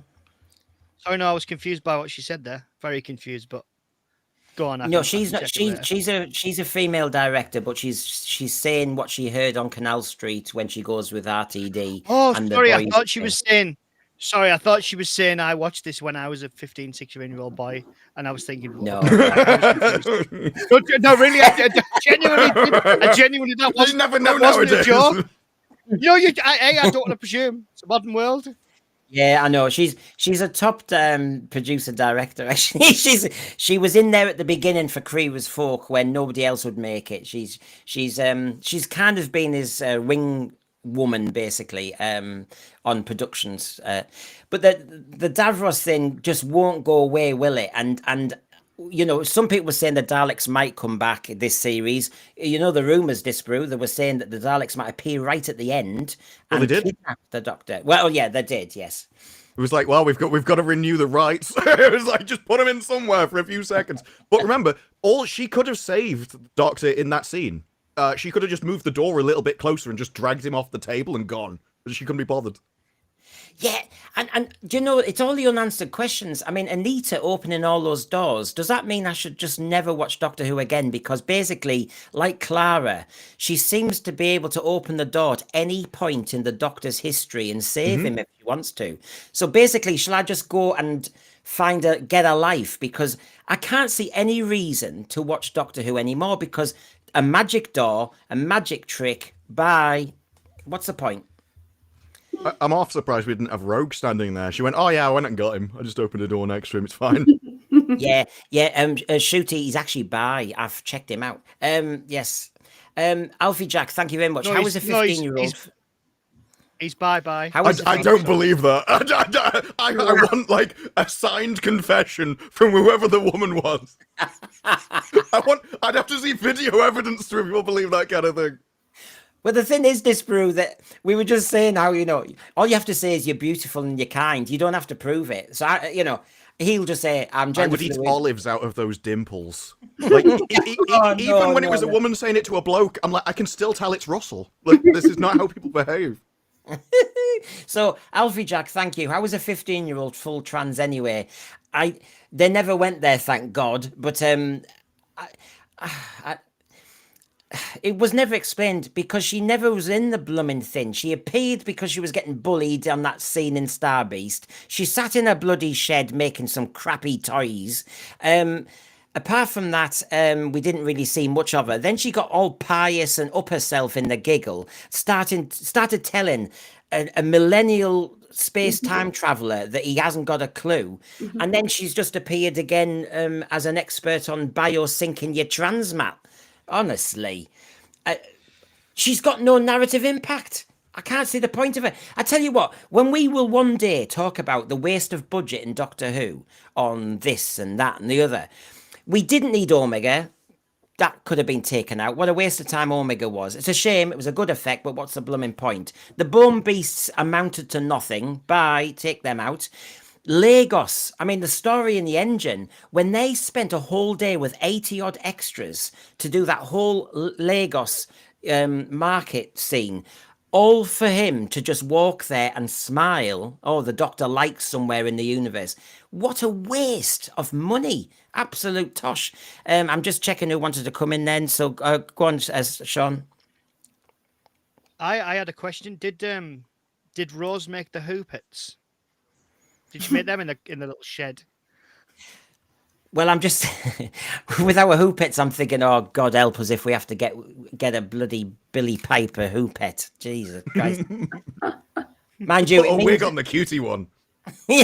Well, yes. I mean, we did do when we were away in Spain, Disparu a few months ago, and I said, "Oh, let's try." I've never done a short. Let's do a short. So of course it was crap by me, and we had the shooty puppet with us, and we had him regenerate. And the reason why he regenerated is he broke a nail.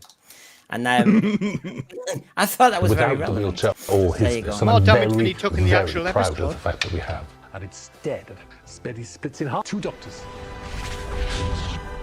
Astronomically exciting. Here's the king, I've had such a good idea this morning. Series Climax 2025 and 2026. I know what's happening in that as well. Do you? Whoops. Yeah, and this is when it ages so badly. I mean, obviously, everybody, this is November 2023, and he's saying the climax to season 2, of course. I already know it. Well, it's been rewritten now, and he knows the climax to season 3. Aye. This is the problem. That's too fast, everyone. That is speed writing. I don't think there's any quality, excuse me, going on there. Brendan, I can't... we've all been there. Sometimes you climax too fast when writing a show. It happens. It happens. You've just got to, live and learn. Live and learn. Ends up in a very low quality experience. And you end up saying the reason why this woman was important is because she wasn't important at all. And I'm like, sorry, she's not important just like the rest of you. It's essentially the season 1 climax. Yeah, why didn't Sutek, when he landed in the Tom Baker episode, when he obviously saw, Scarman and all them, didn't he think, oh, he's an ordinary doctor, he's an ordinary archaeologist, gosh, he's so ordinary, I can't kill him. No, he was quite happy to kill them. This, mind you, as you know, how many classic reviews have I done where I keep putting Sutek on the blooming TARDIS? To rewrite history like that and say nearly every story from Pyramids of Mars, Sutek is lazing around like Snoopy on the TARDIS. I mean, gee, God. Remember when Captain Jack grabbed on the side? I hate to see what he was grabbing at that moment. It's the only reason he managed to stay on. Yeah, well, we all know the answer, Disparu. I've already given you the answer, which is basically he was masturbating Sutek.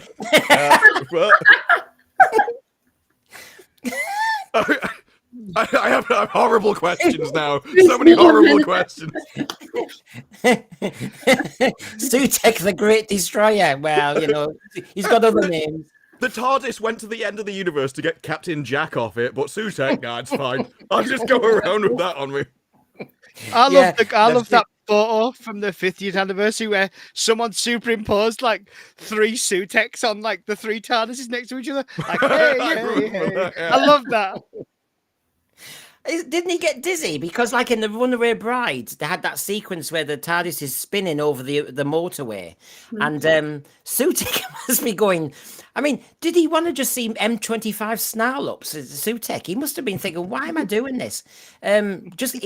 Why was he delayed? I mean, he wasn't the god of destruction at all because for 5 decades, he decided not to kill one person. He just slept on a TARDIS.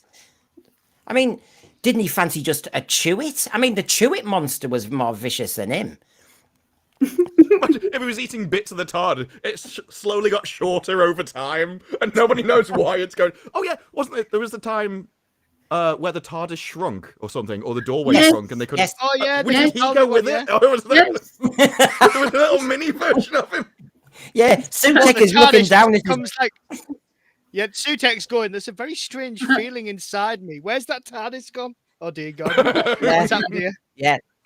Yeah, you could have really killed Sutek with just one line saying you're bigger, you're smaller on the outside, mate. Look at the same. I mean, Paul, thank you, and good to see you. Rest, Doctor Who. It's a dead parrot, but yeah, I know, and to be quite honest, I should say a little thank you to you also. Hold on.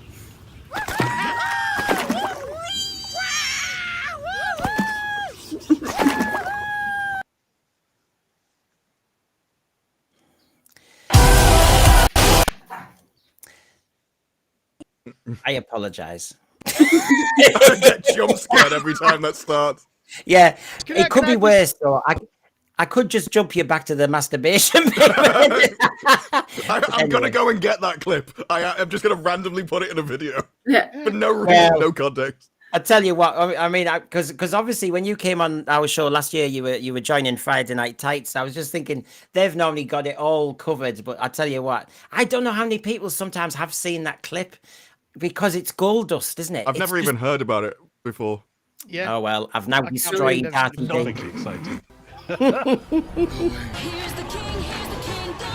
I've had such a good idea this morning. Series Climax 2025 and 2026. I know what's happening in that as well. I think you write with more confidence. And more... Do you know who Russell is?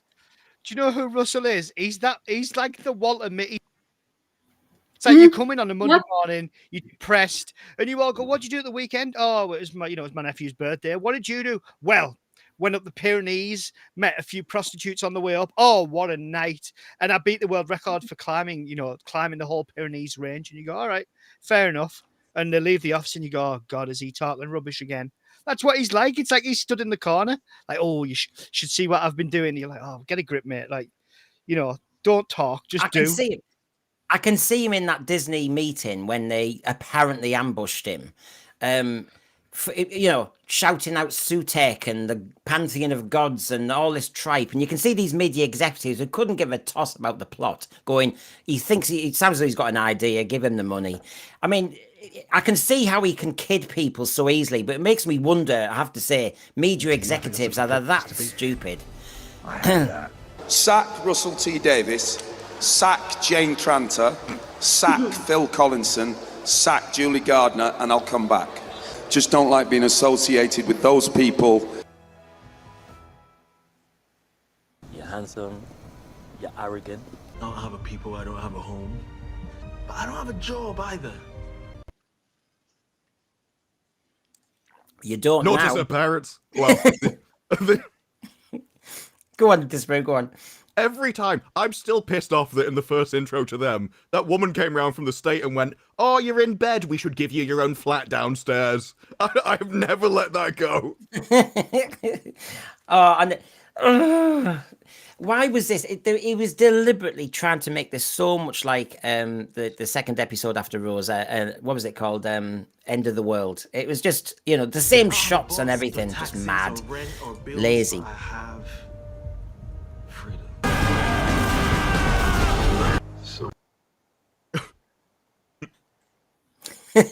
Ghostbusters, of course.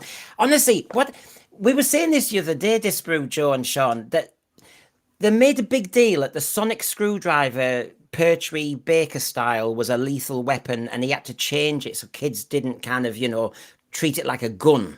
RTD takes his little job very, very seriously. But then you've just given Shooty this Vindicator to blast Omega to Kingdom Come. Mm-hmm. That was the thing as well. With Eccleston and Tennant, they were like, well, he never uses a gun, never uses a weapon. Even when Eccleston is like, I want to eradicate you from the universe, the Daleks, still never used, picked up a weapon. Yep. And so when Tennant finally grabbed a gun when he hears the Time Lords are coming back, which I didn't know anything about classic Doctor Who, didn't know anything, I'd never seen him before. That moment's like, oh crap. Yeah. I thought these were good people, and it really hit home at that moment. And now he's just grabbing what looks like a guitar off a wall. And it's just, my first thought, it fires lasers now? And like, where did that come from? Yeah, And you're how right, is though, it that that- I watched that scene earlier on. I watched that because I said to Brendan earlier on to try and like G myself up to do this and be positive about Doctor Who. I went back and watched some of my favorite moments from like 2005 to 2017 Who, and that scene was one of them. That scene between Wilf and the 10th Doctor, where the Wilf talks about, you know, he's been in British Palestine and he's fought there, and apparently Bernard Cribbins had been there as well in real life, so he brought a bit of that in. And the Doctor, and the scene where Wilf is just like, "You're a wonderful man, and I don't want you to die. Take the gun. It's an order." You know, and then when he finally has the gun, it's one of my favorite moments in the whole thing, where the Doctor, we think it's his mum. That scene, I'll absolutely love that. The rest, it wasn't the most perfect episode. It was a bit long, but yeah, that is an awesome, awesome scene. And you watch those back, and you're like, "What happened? What happened, Russell? I don't know." It was the ultimate as well, show not tell. Like the act of taking the gun after you'd built up that he never had a gun for any reason is what my well, these must be really serious then. Whereas in this, she was just another villain that wanted to destroy the universe. Anyway, well, actually, she's a scientist, and I met her before, and she did this, and she's not actually evil. Her morality is neutral, but she just ignores everyone and then wants to do experiments. I'm like, you had an episode. Show me that. Like, show her doing experiments on something. Like, and I went from not knowing anything to having just a lore dump, and then it never even affected the rest of the plot anyway. She died straight away. Exactly, I Jill. said the same to you, didn't I? Sorry. No, I was just going to say that, picking up on what Disparu's been saying, was the one thing that really strikes me is there's no stakes anymore. You know, it used to end on a cliffhanger, and you think, how the hell are we going to get out of this? And you know, you're stressed out, and we loved it. There are no stakes at all. Everything's just going to get solved, sometimes in 2 minutes. There's the lack of stakes, the lack of, like you say, when he picks up the gun, you get a feeling about that. I've had no feelings other than just confusion and disgust. You know, I feel as though it's because Russell Davies now, when he talks about writing, he talks about seeing a moment, seeing a scene, and really just kind of glues a plot around those emotional scenes. He's not actually bothered about jeopardy. He's not actually bothered about, you know, I was actually amazed. I was watching last night The Unicorn and the Wasp, which is not actually one of my favorites of Tennant. I thought I'll go for what I would call a middle ranking one. And actually there were loads of deaths, of course. It was like Cluedo, loads of deaths, fair few laughs. Donna Noble and the 10th Doctor one, great form. And I thought, God, we have really lost so much. The same man, the same series, lost so much. I'll just move on a little bit. Do you mean he's a sperm and an egg? Yeah.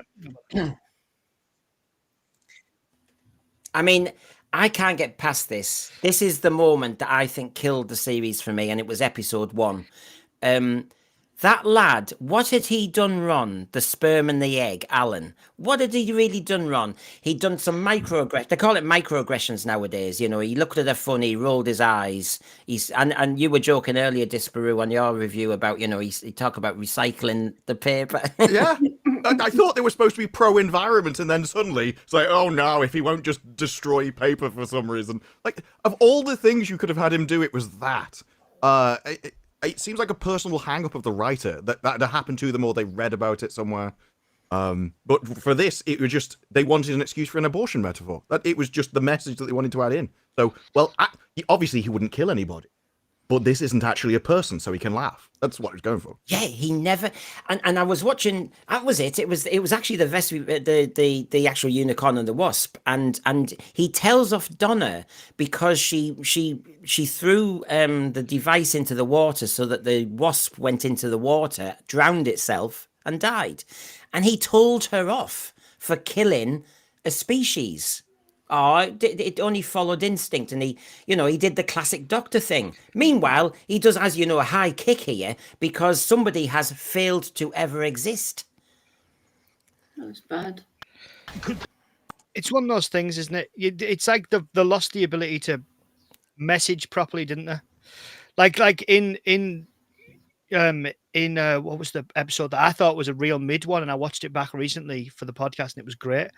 Planet of the Ood with the lad from Blackadder, Tim McInnery, in it. And there's a bit where the Donna says to the doctor about the huge. She's like, humans don't have slaves. And he says, where do you think you get your clothes from? And she pulls him up on it. She's like, oh, is that why you bring humans along? Not to show us the wonder of the universe, to take cheap shots. And he goes, oh, I'm sorry. And he apologizes. And there's that. They always seemed, whether it was RTD himself, whether it was somebody else, I don't know if he wrote that one, they always seemed to rein him in. And like you said, no one's reining him in. No, there's no editor there. Oh, no. Now that's what it feels I mean, there is a script editor, but they're not as powerful as they used to be.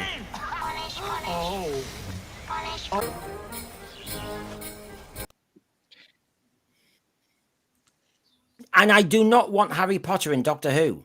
Well, it doesn't work on wood. That was this entire point. I was like, honestly, as everybody who's seen my stream will know, I scrutinized that shot when Joy got out of the taxi, and right next to the Sandringham Hotel is an LGBT nightclub, and we know where he was there for a year. And he was just, a few caretaking duties, and then he was off nightclubbing again. But he's such a lazy worker. I mean, he's not a good role model because he can't be asked even holding his own mop.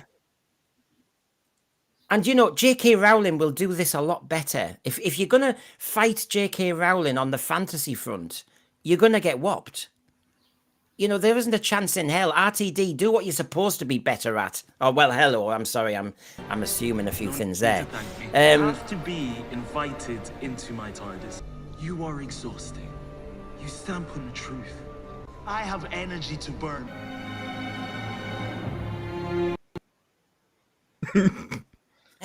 And we all know where the energy's going. I've got energy to burn. Get me Rogue. I tell you what, Shooty says. Oh, I wanted to go against the Daleks, and I wanted the Rani in it. He says apparently. Didn't he say I want Jonathan Groff back as soon as possible? That Bridgerton episode just killed me in so many ways. It killed me. It had the best line though. It was like, yes, I can be king. We can go to war with the French. I'm like, based. Come on. Yeah, come on. Let's have it. We want the. Oh no, Disparu. It had the second best line as well. My lady, you should be admired in silence. Yeah. I was like, oh my god, that's amazing.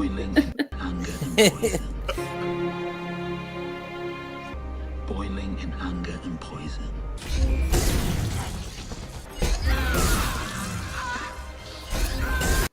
Oh god, that scene.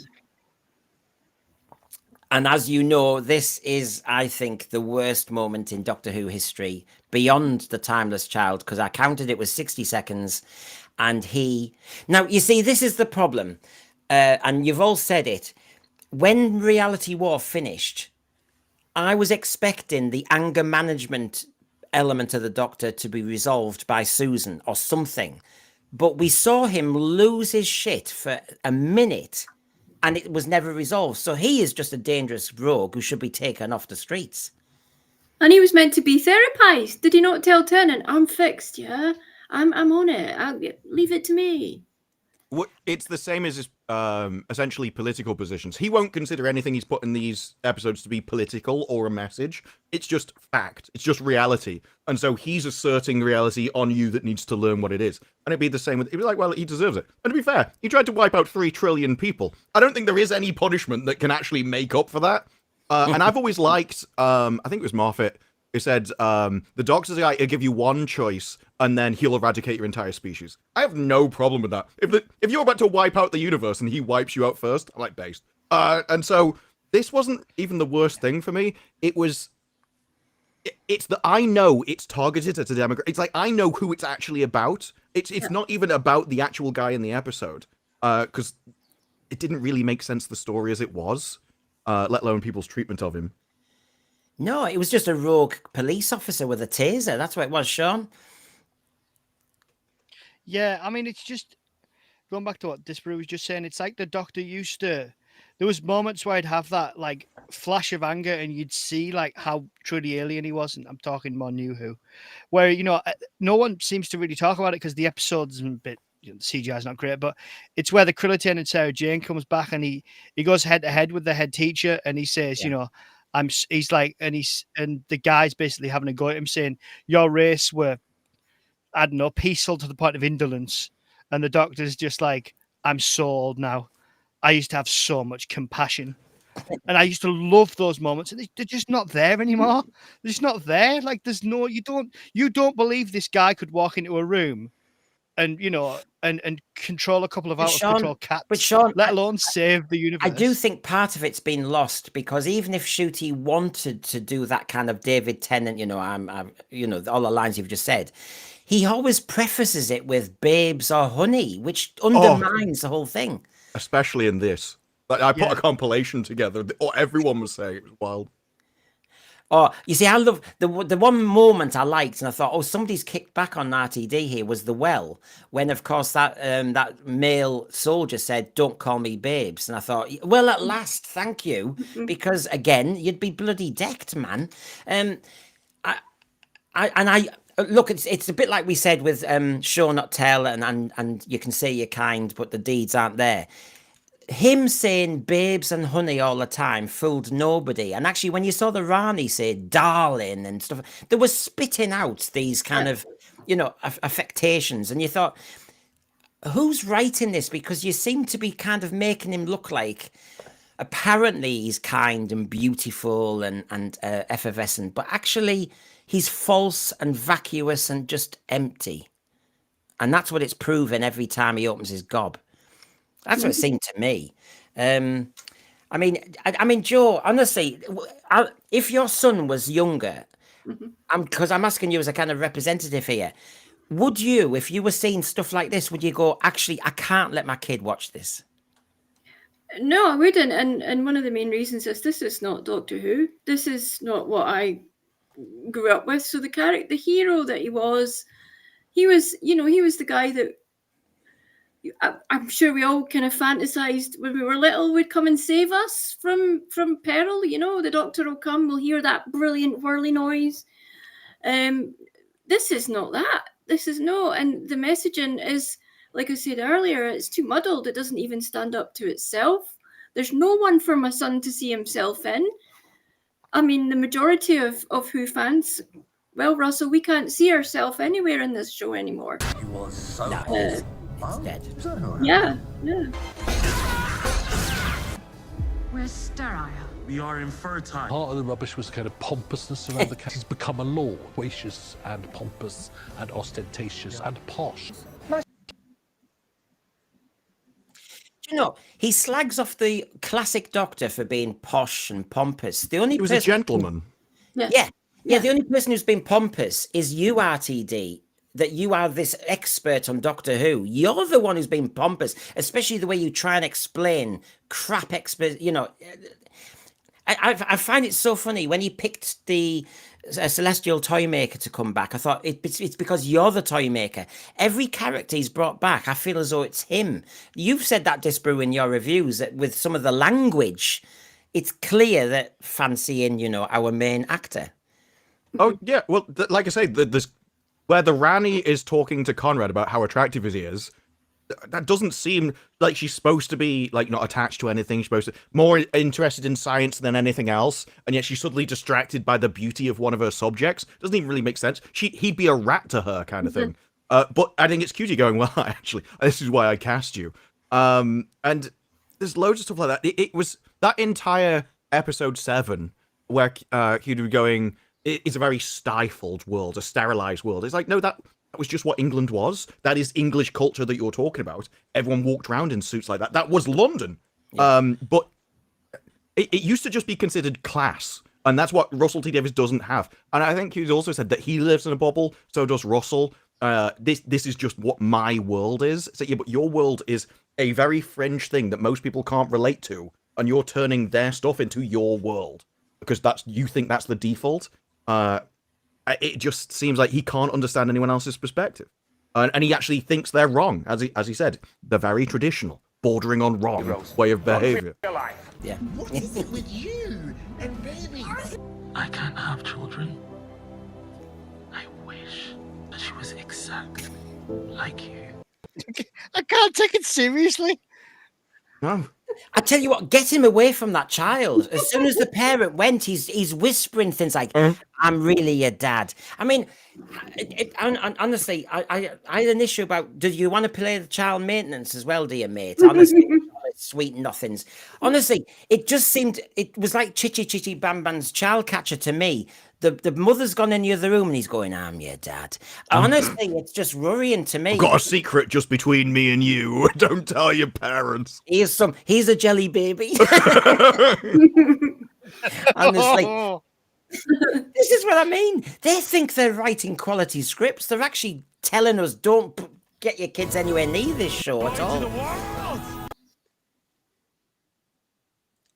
I mean, what was going through all your minds at this point? I was thinking, well, at last he's leaving. So, as a Doctor Who fan, you're going, "Oh, at last there's a moment of hope that either it's a hiatus or we get a new Doctor, you know." And there's that moment, but they dragged it out again, and that's the other thing about regeneration. Now it's like you do a final lap, a victory lap. You have to go and I don't know. The whole thing nauseates me. The new Who, the project is dead. Stop it. What else can they There was destroy only if one canon? moment.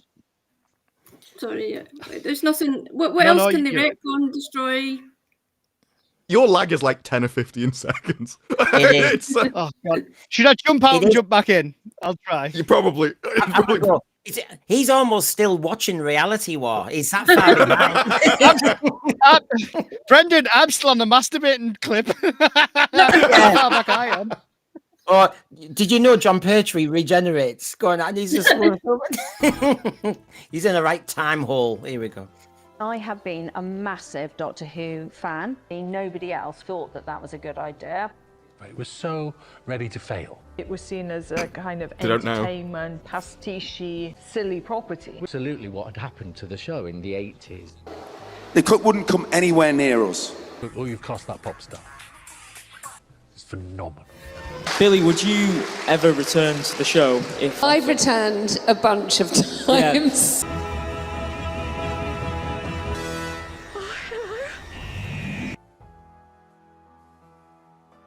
And you know nothing.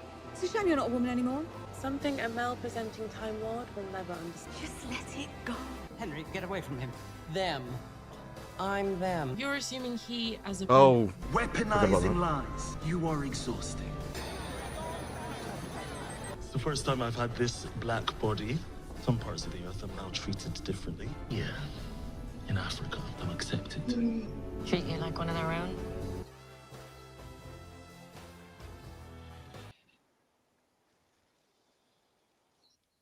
We are so horrible, aren't we? Honestly, that I don't know if you. I mean, when I did the Who night for that one, that got me so angry that Lagos was getting this free pass with their LGBT rights and laws, and meanwhile we're getting slagged off, and it was allowed by the British Broadcasting Corporation. Could not believe it. They had the Nigeria episode where it was magically removed for an episode, and then followed it up with Eurovision, which as it was making up for it. I was like, "Oh, we've skipped a week. We're gonna have to add it all into this one." Oh, it's all right. Disparu, your name means disappeared. He did it. It does, yes. I get You message live- in French. I'm like, sorry, I don't speak it. It's just like the word. He's living up to his name there. But anyway, so anyway, yeah, that was. I was going to ask you this, and Weep or laugh. yeah, weep or laugh. So basically, I'm just asking you to sum up the season regarding highs and lows. I'm trying to be optimistic here with highs and lows. I know, but basically, it gives you a free shot to say, because we may not have mentioned them yet. So anything that gives you the biggest laugh, the biggest moment, whatever. So Joe, is there something that we haven't mentioned yet that you think is worthy of comment, for bad or good?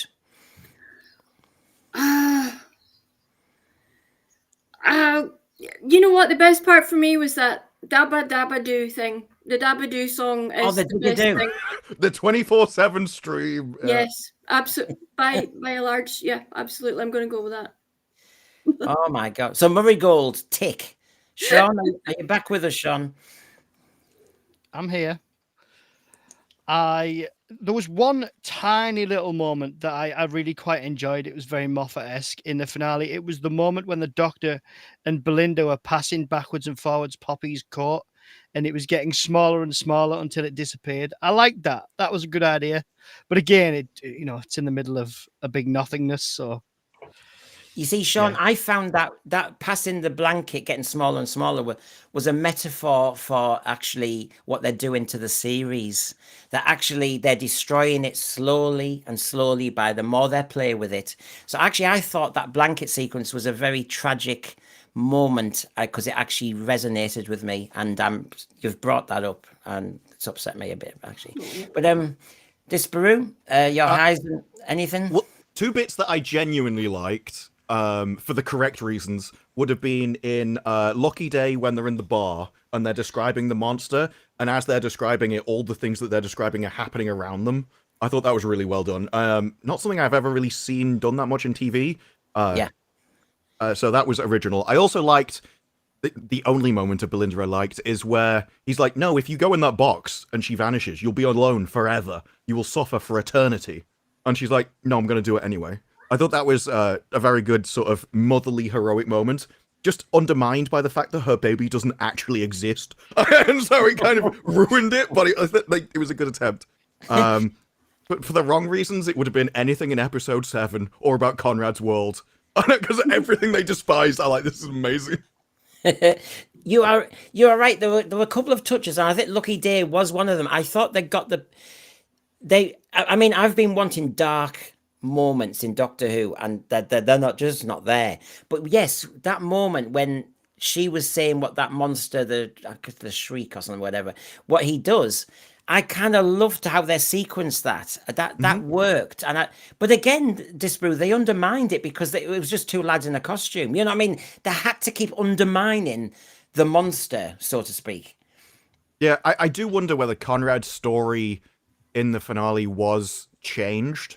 Because I was sure they were, because it was like, well, he's the master of lies. And then there's a line in episode 7 where she goes, we made you do this because you have a really good heart and you just want the best for people. Like, well, that's not what you've said about him for the rest of the series.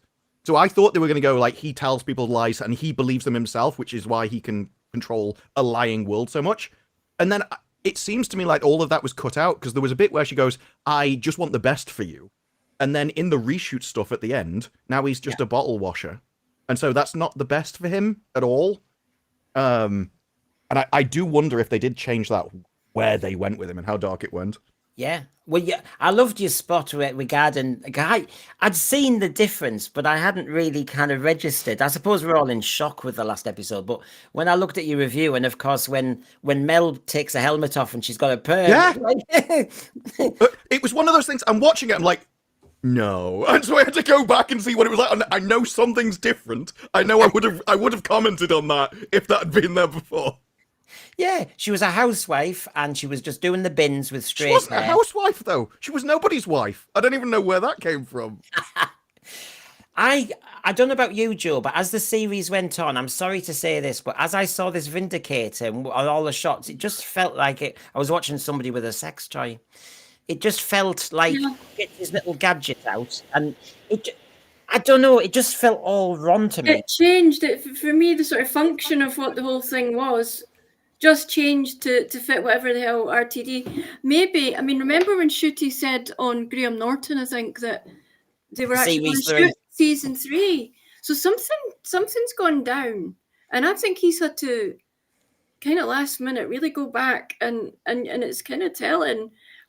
That especially, I mean, it just started as some way to sort of track things, didn't it? And then it ended up this mega Death Star weapon level thing.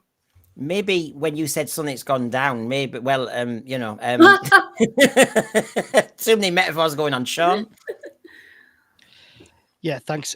For me, the one moment that I enjoyed out of the finale, although they kind of ruined it, was the whole bit around Conrad. And that scene, although it was a bit weird with the gun and him holding the baby, but where Ruby Sunday, who I thought was probably the best character in this and the best character in the whole thing, really, I think she's the only one who's given it a good go. And she says to Conrad, you know, kind of like, I wish you a happy life. And they do the blow thing and he's gone. Grow up, people. Get your minds out the gutter.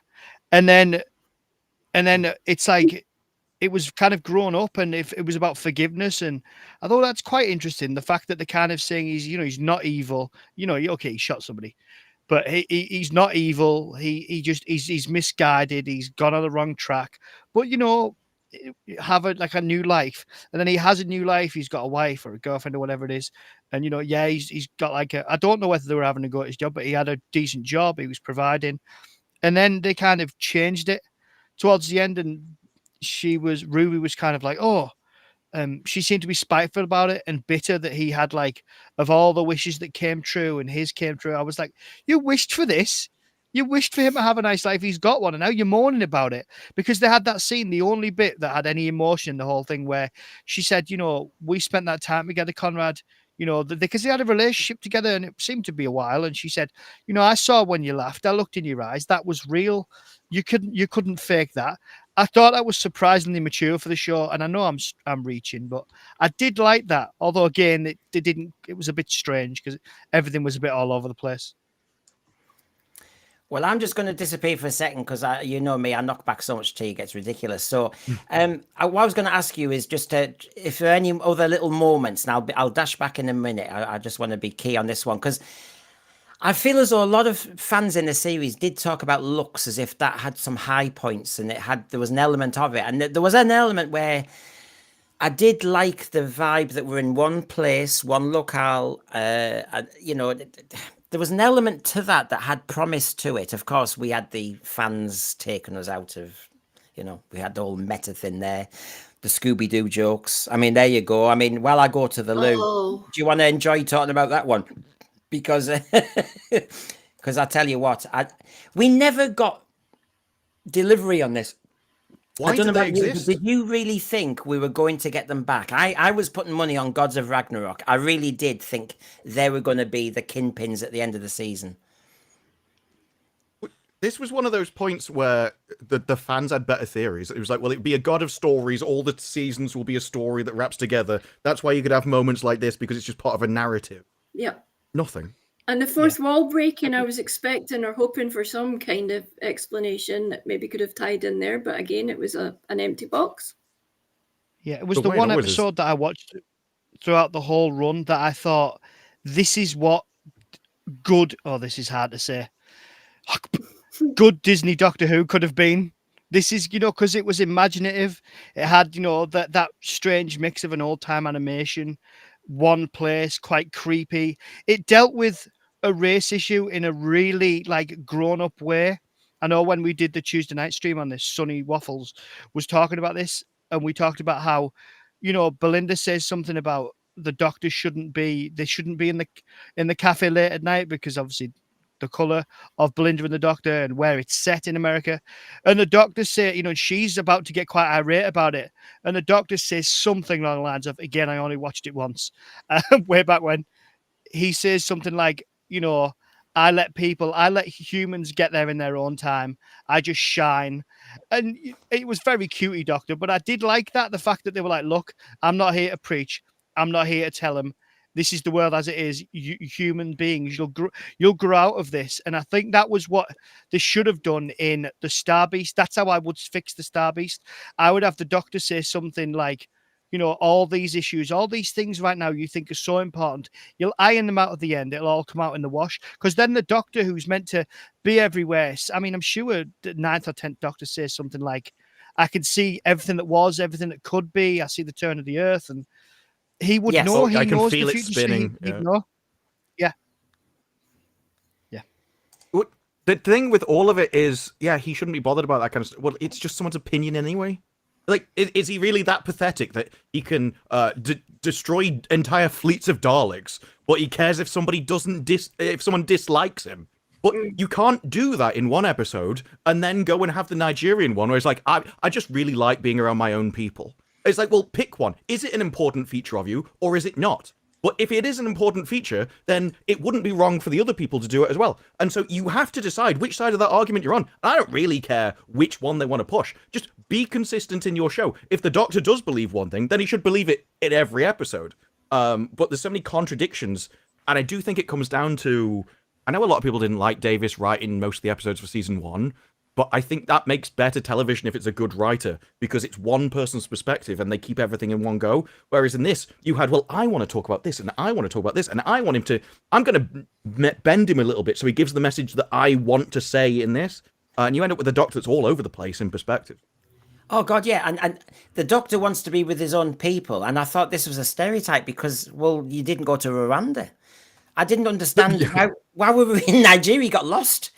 We were talking about that sat nav with the stars as he regenerated. I mean, God, the 3 wise men would have been stuffed on this one.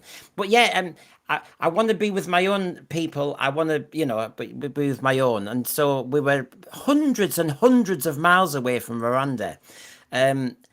But the other thing about the story and the engine that got me is, yes, it dove into Ugandan folklore and everything with the spider god. And classic Doctor Who did have some amazing imaginative things, but I couldn't get my head around how a barber's shop was on the back of a spider and how it was invented in the first place, because he kind of slagged off. Because Disparu, I was going mad about, we had the 2012 London Olympics, and we had a moment when the house pulled up, and we had, the name's gone out of my head, the man who invented the World Wide Web, Tim Berners-Lee or something, and they had him there, the man who invented the World Wide Web, and it was like a moment for Britain to say, thank you, great inventor.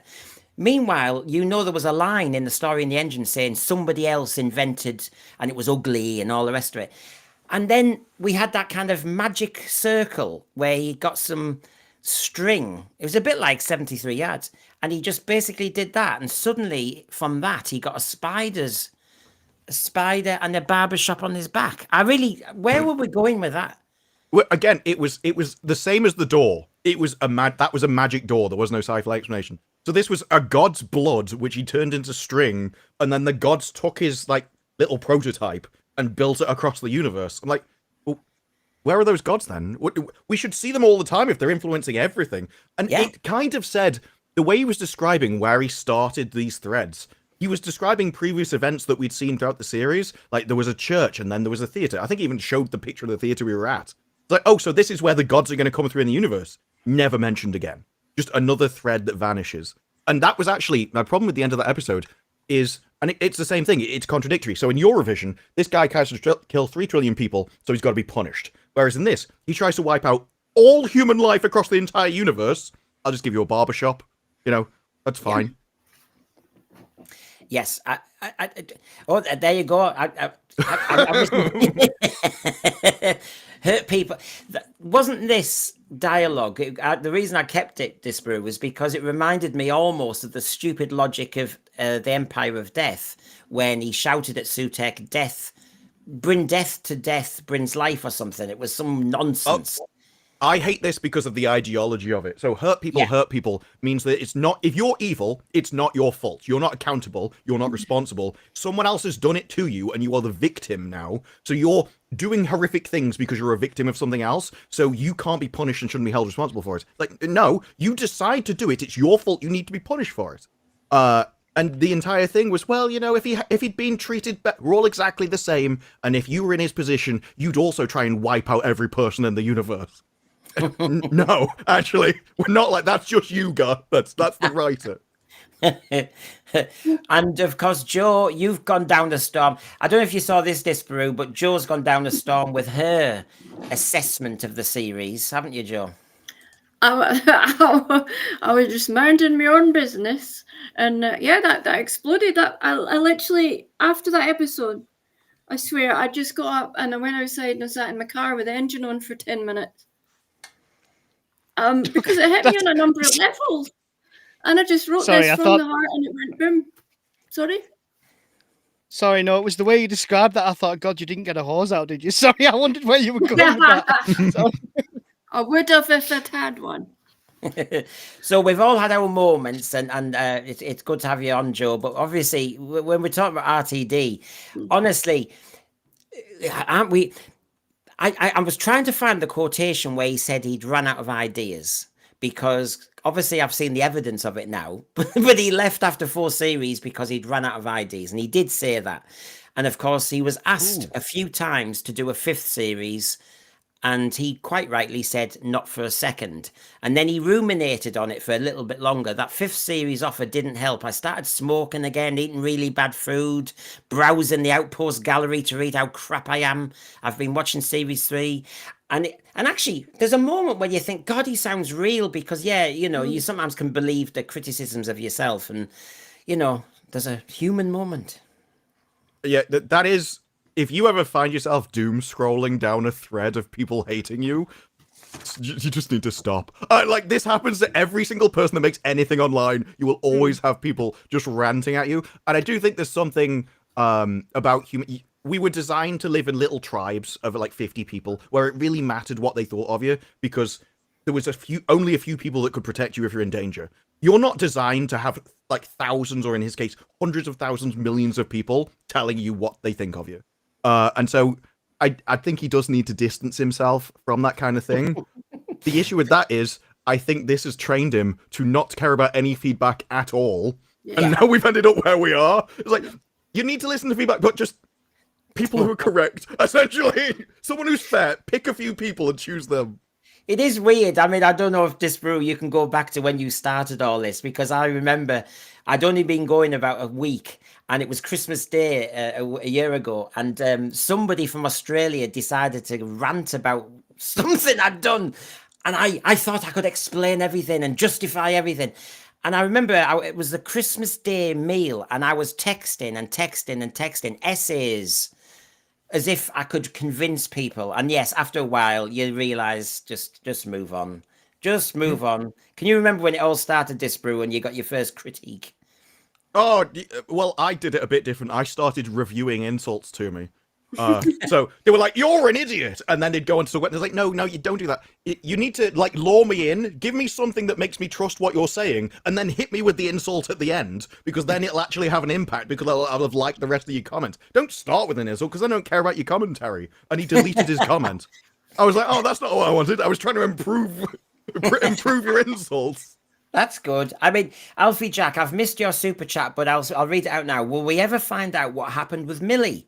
Well, of course, one of the things I was really peed off about is actually a lot of people I've heard were actually enjoying Millie's performance more than the others. But Millie didn't even get a goodbye to her doctor in the end. It was all with Belinda. And it was just one of those things. And as Alfie Jack says here, series 2 totally written with her as comparison. Well, you were saying that in your review, actually, Disparu, weren't you? That there were some lines that Belinda delivers, but it sounded as though it really should have been Millie. Yeah, I think a lot of that, it wasn't just the end. I think a lot of the starting unit scenes were done in reshoots and edited, because he says that this baby exists because it's emerging of our memories. But none of that was all Millie's series. That was from her episode. Belinda never knew anything about this baby. None of it was related to her at all. So it did seem like it was for a different person. And there was a few times where I thought the story could go off in a different way and it would be better. And I did think it would be better if Millie knew that these people had lost something serious, but she didn't want to subject them to that pain. And so she's like, I'm just going to have to live with it. I'm going to have to live with the knowledge that they've lost something that would have changed their entire species, essentially. But it's better than just telling them something that they can't change. There's loads of ways you could have made Cutie regenerate and still fit that into the story. Yeah.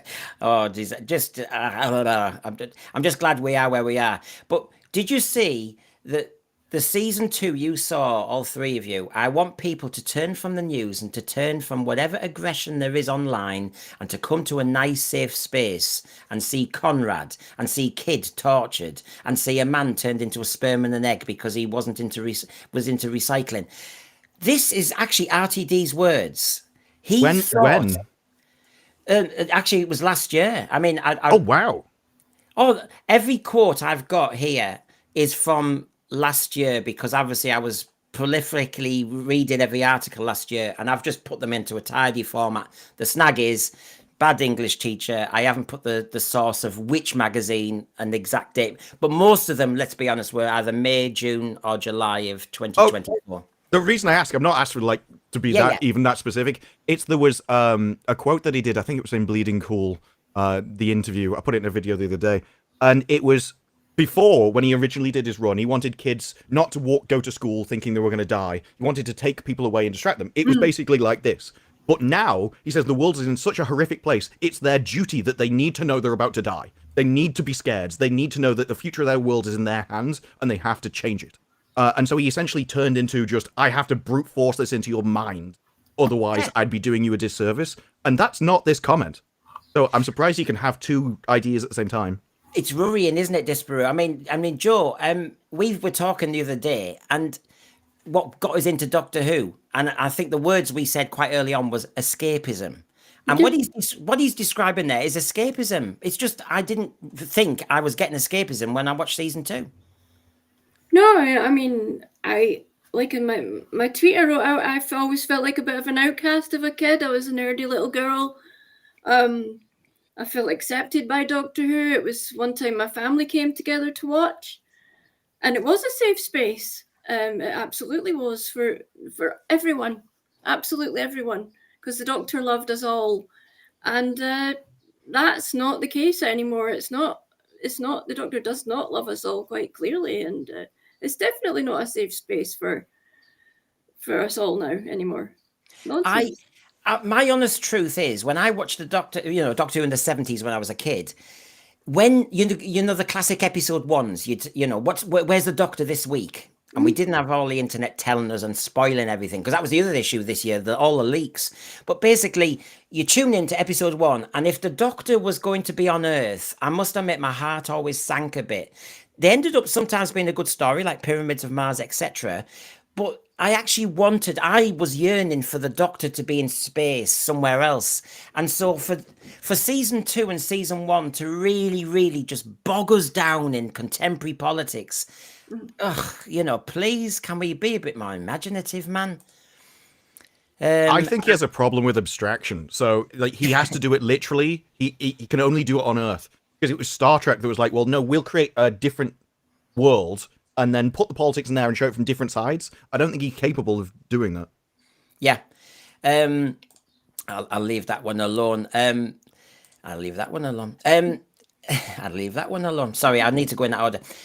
I mean, we are where we are, everybody. I wanted the show to be bigger. I wanted to take the show forward. Hiatus, anyone? Is he still in a job? We've lost the Doctor early, the one he thinks is great Hollywood potential, because Disney suddenly went, what the hell is this? And bailed as soon as they could. So has he made it bigger? I mean, the ratings are clearly not bigger. And whatever metric, overnights, 28 days, 5 years, whatever bloody metric you do, it's tanked. Some people are whooping that in the cinemas for that double bill of dross, that £380,000 was made. Well, what? Yeah. Who are these idiots who will go to the cinema to watch a repeat and then the second episode, when you're a BBC license paying, you could watch it for free at home? It's a small new audience, though, isn't it? He has appealed to the minority audience, and I think a lot of them are showing up. But he's booted the rest of us out completely. So, well, there you go. I keep persisting. I look at the facts. We've only lost 1.1 million viewers since Space Babies. So, I mean, when all the trolls tell me I'm, just a hater of Doctor Who, no, it's just a fact. It's just a fact. That's all it is. And so the big question is, I mean, when you read the tea leaves, Disparu, where are we? Are we going into hiatus? Did you place that gun deliberately in that location? I was like, oh, this is a very odd scene. It was one of the edits. But yeah, hiatus is inevitable because they're not making anything now, so it wouldn't be able. They couldn't make it fast enough, even if they started tomorrow. But with Disney pulling out, and if they did pull out because of Russell T Davies, you do have to ask yourself: will anybody take it with him there? And now you've got the issue of, well, he's written more scripts. So if the BBC paid for those scripts, presumably they own them, do they even have the guts to throw them out? And I think a lot of people, they'd be like, well, we've got him. We'll just get another writer in and he can fix them. But you're starting from a horrible position. And so you're doing like a half a job, like a patchwork job that won't work. And I don't think the BBC themselves know what the problem is, because I think they would watch these episodes and agree. So how are they going to fix them? Now, Joe, your background, TV production and all the rest of it, and when we had a really good chat the other day, you were trying to fathom how he, as a high up, senior executive, can justify and keep his job after what has been delivered on content, on media reception, on audience reception, and on actually just raw ratings. How has he still kept his job? And you're trying to work this out, aren't you? Because you know other people would have just been sacked. I have no idea how, if I had gone in to to something of that magnitude and said, I've got this, I'm going to deliver you this, all these promises he made and delivered on none of them. In fact, it's lost reputation. It's lost. I mean, you just need to go online and look at what people are saying. Some of the replies I got, he's actually broken quite a lot of hearts as well. The money's not shown up, which is for most companies is the bottom line is the money. The BBC, I don't know if they're willing to sacrifice money for the message. It looks like that, and that is the only explanation I can think of, because no other showrunner would be kept on after that performance, basically. So it's perplexing. Sean? Or it's trying to save face. Yeah. I don't know. Yeah, I think it's got Sean, to a point. What's your guess?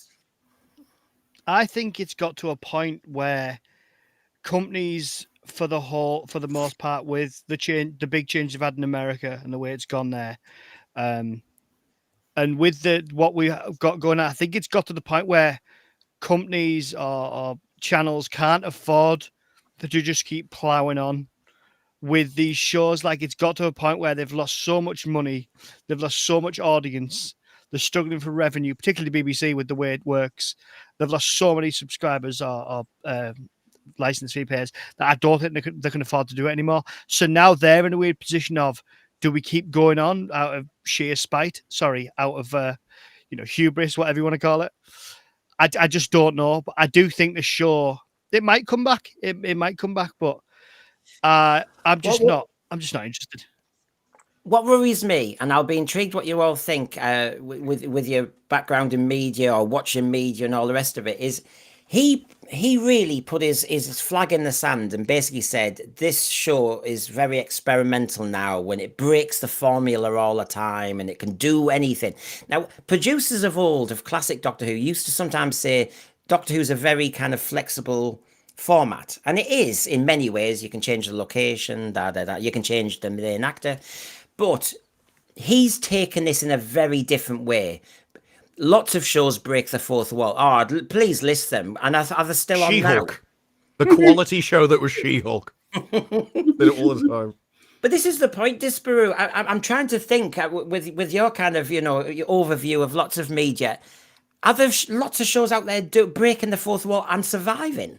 No, it's the same thing as a lot of people have a problem with, well, this is a trope in storytelling. But the reason things become a trope is because they're so effective, because they speak to something that all humans relate to, that they're used often. Because actually, your average story, there's only a few stories that you can tell, and they all play off the same thing, so you're going to repeat certain specific parts of humanity. And that's what he has a problem with this. You saw from his comments about tradition, he seems to think that the past is a horrific place, and we're changing, we're marching into the future. And so he wants to break all of the rules. But the rules existed because they worked, because they were successful. And so if you go against everything that worked and start changing all of it, you just destroy the quality in the first place. And the fourth wall, you can use it effectively, very sparingly. The odd message. Well, yeah, I mean, Sean, in my head, I'm thinking Anita's going to open the Time Hotel door anytime in the future. And on top of that, we're going to break the fourth wall, which takes me out of the adventure anyway. Why am I watching this blooming crap? Yeah, it's very, very difficult. I watch a lot of films, I watch a lot of TV for the podcast, and just because I love it, all the stuff. And once you've flirted or removed the fourth wall, it's very, very difficult, or if not nigh impossible, to put it back. Red Dwarf, my favorite comedy ever, did it with Back to Earth, and it managed to put it back by saying that our reality with them as a TV show you know, we still keep going, but that's the real reality. And it was quite a funny, you know, and it gets away with it because it's a comedy, and it was actually cleverly written because the same guy's written it for years.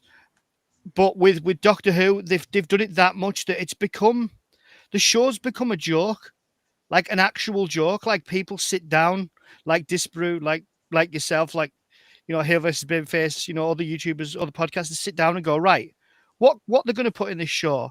Let's look at the tick boxes. What are they going to put in? And then it's even above those very low expectations. So I just don't know. I think it's an awful thing to do. They've just done it too much, and it just cheapens it and takes you out of it. The perfect time to do it would be like in a regeneration where you want to give a message to the audience, like to thank them or say, I really appreciate your time or whatever. You can do that because then they know it's at them and you're out on your way out anyway, so you're not really ruining anything. But, well, what we'd have for this, and Russell T Davies did kind of use it, like, it would be when the Doctor was talking to Conrad, but he was actually looking at you down the camera because he wanted you to know this was about the audience. Oh, killer. And do you know what? And it's just come to my mind now, because I was thinking this earlier, when we were talking about, instead of Billy Piper, who could have been the future of Doctor Who or got everyone talking. And last year at San Diego Comic-Con, as you know, he was talking verbal diarrhea and he was waffling on about, we can CGI, we can AI all the old Doctors now, and everybody panicked thinking, you haven't though, have you? Do you know what? I said the Valiant the other day, didn't I? But do you know what would have really got everyone talking? And actually, you know, they said, let's bookend the series by having Rose at the beginning, Rose at the end. No. Do you know what I would have done? I'd have had an AI of William Hartnell. I'd have had the Doctor. Because obviously it has to be explained because William Hartnell can't come back. But that would have been, number one, more apt, would have got every fan thinking, and it sticks within canon, so to speak, than just doing all this nonsense. So my bets were Valiant or the first Doctor. And I don't mean David Bradley. I just mean get some really decent shot of William Hartnell and just interpose it then. How would that do? Your issue is, there are things you can get away with when people like you because they think you'll do a good job. So, like, there's a lot of stuff now where it's like, just stick to the source material because nobody trusts you to change it and they think you'll make it worse. And the same with that, if they brought him back, it would seem like an insult from Russell T Davies now. Whereas if it had been a really good series, people are like, oh, great, that's amazing. That ended really well. Yeah. Would you buy into that, Joe? I'm not sure. I kind of intrigued by it. I'd have to sort of think about it a little bit more. I think I would definitely prefer that to what we got.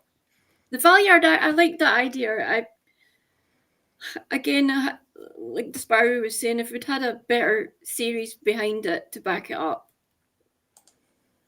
Yeah, I know. And I'm just going to round off now, which is, well, it doesn't have to be RTD who solves everything. There are other people out there. Disparu, I think this is getting overdone, this one. You know, everybody says Straczynski. I can never say his surname. He's out there, but he's 70 odd, isn't he? I'm not too sure. He's also looking after lots of material still in America. Yes, he's now a UK resident. Yes, he's here. Yes, he's looking for work. All that's true. But that doesn't mean he's going to solve the Doctor Who issue. And somebody in their 70s, I'm not being ageist itself, but I want somebody hungry creatively.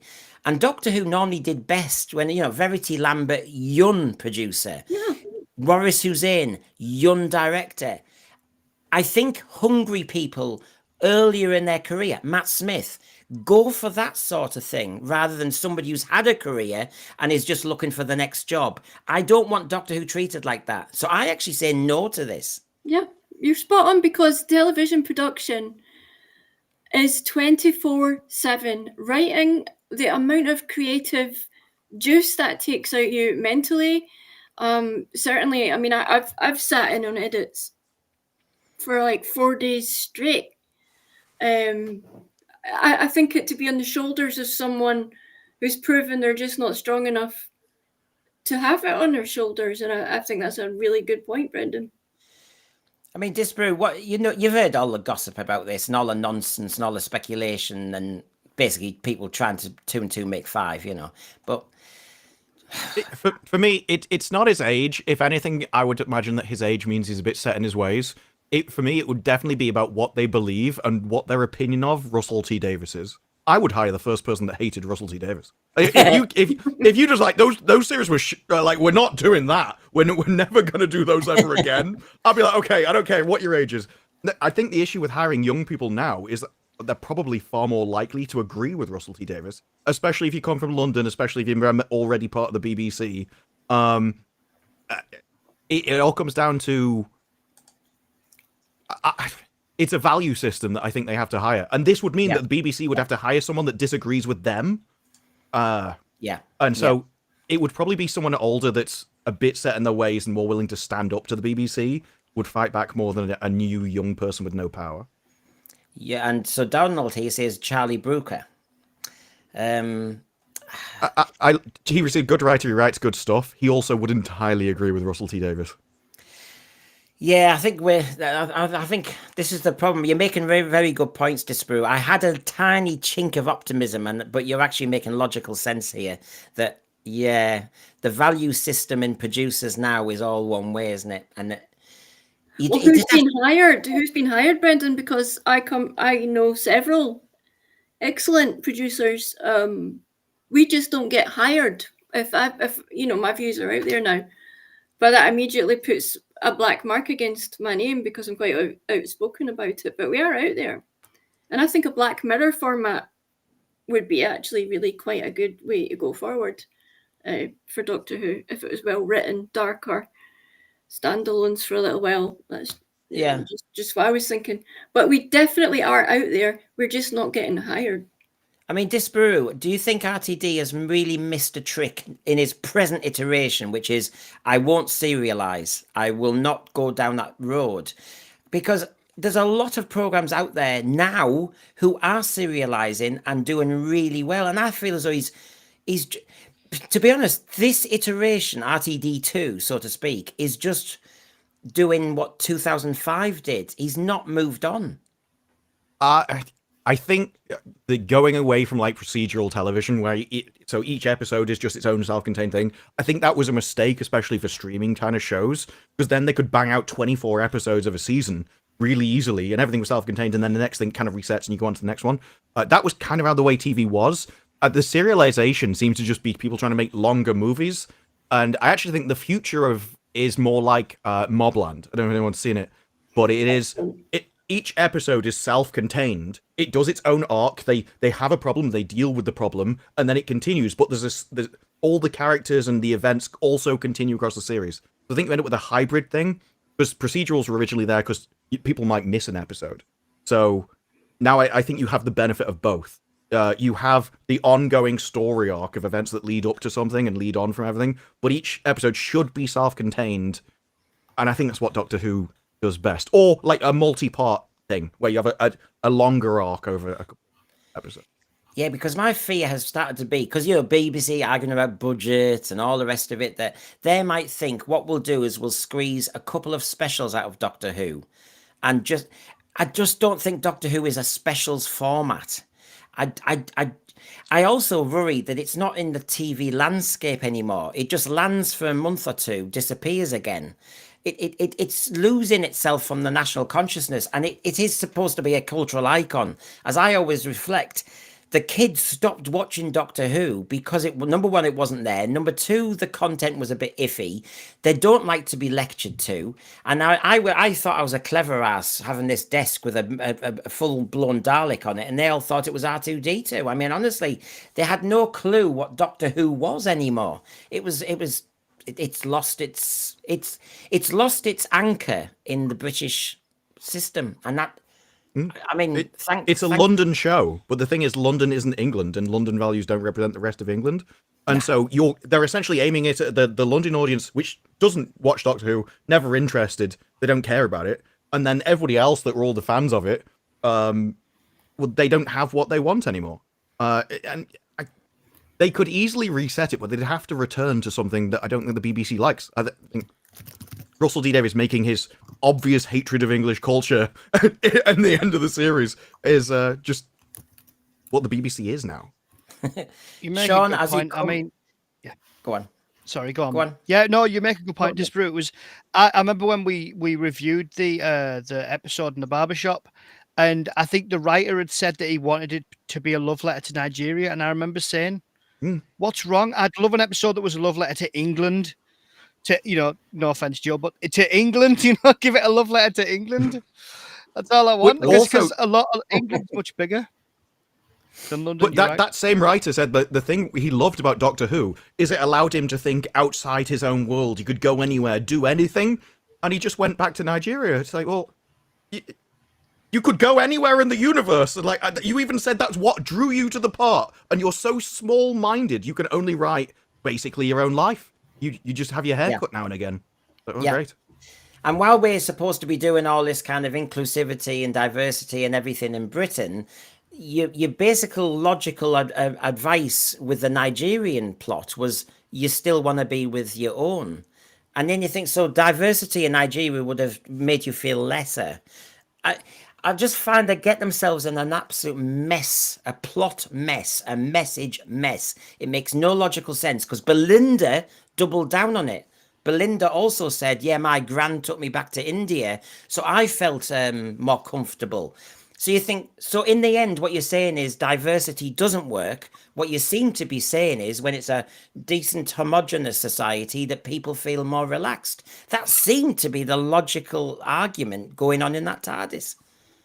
But it also makes sense that, yeah, around people who are your culture, you feel more at home because especially England. England is a very sort of insular place. Like over 1,000 years, we've built up certain things where it's a high context culture. So everyone knows how everyone should behave in public. And you don't have to ask someone to move. If they see they're in your way, they get out your way.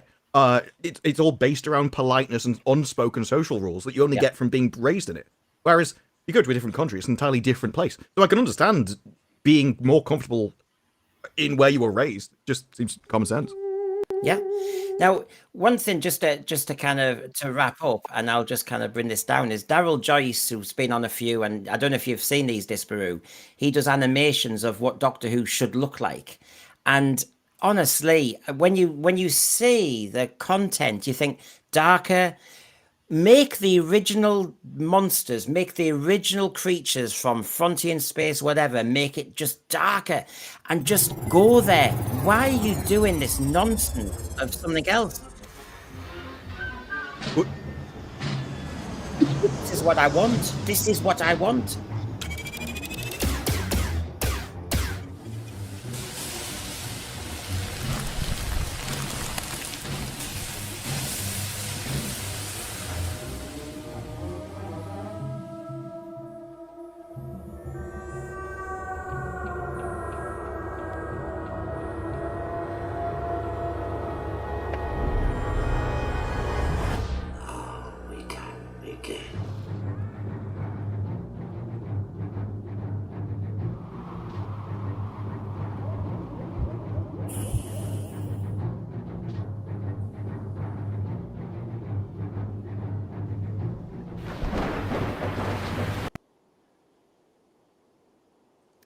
Seeing that corpse of the deadly assassin master, that's what I want from Doctor Who now. Are we scared now? I mean, Disparu, Sean, Joe, do you think there's an issue in the media that they actually want the safe space to be the TV and actually they don't want to scare the kids? They actually really don't want to scare them? I think the worst thing Russell T Davies can think of is a white podcaster. That's what I think when they go, like, this is the darkest guy. I think, no, that's the worst, most horrific thing he can imagine. It's like, oh my God, we can't go back to tradition. That'd be horrific. That feels like a personal attack, Disparu. I'm not going to lie. But no, I mean, it's that thing. Matt Smith had a brilliant, I can't remember the exact quote, but somebody mentioned censorship in theatre, which isn't a million miles away from TV and media. And Matt Smith had a brilliant comeback to it, where he basically argued, no, we want you to come in here and be threatened, disagreed with, angered, frightened, shamed. That's what we want, because if not, kind of, I might be ad-libbing, but go find that quote, anybody, because it's a brilliant example of, no, we need to challenge people. That the minute that you get frightened of challenging the establishment or challenging the prevailing winds or challenging a very vocal minority, as a society, you're in trouble. I'm a student of history. You see it all the time, and it doesn't start. It starts in these little baby steps. It starts with these kind of cultural revolutions. You know, look at Mao's China, look at Stalin's Russia, or Lenin's. It doesn't happen overnight. It's a slow drip feed, and all of a sudden you can't say this, you can't, you know, it happens. I'm not, you know, maybe a bit traumatic, but you know what I mean? It's interesting. Well, just to say, go on. That is what happened. Russell T Davies was part of the revolution. It happened at the 80s, the 90s, the early 2000s. They essentially changed society. And so you ended up with, this is why there were so many people like, oh, I'm a rebel, I'm punk. And now they're just enforcing everything. Because they essentially won. They flipped everything. And now he's just like, I want this to solidify as it is for the rest of eternity. And there is another quote somewhere, isn't there, where he did say that we are now the ones in power. We are now the elite. We are now the ones who run the media. And then he made a mistaken comparison to look at Kamala Harris in America on RuPaul, and you go, oh, well, yeah, less of that. Who? Paul Holgate, that's what you get when you get J.J. Abrams to launch a franchise. He didn't understand the character. You see, I find Doctor Who's been turned into Star Trek Discovery. People running down corridors with peril, you know, behind them, and then they stop and saying, how are you feeling about this? Do you feel threatened? And they have an emotional moment, all the most inappropriate times. And as you said, Disparu, if you look at unit personnel now, it's become feminized. I was looking, and I did do an episode when I thought, do you know what? I have to count. And I don't know if it was Wishworld.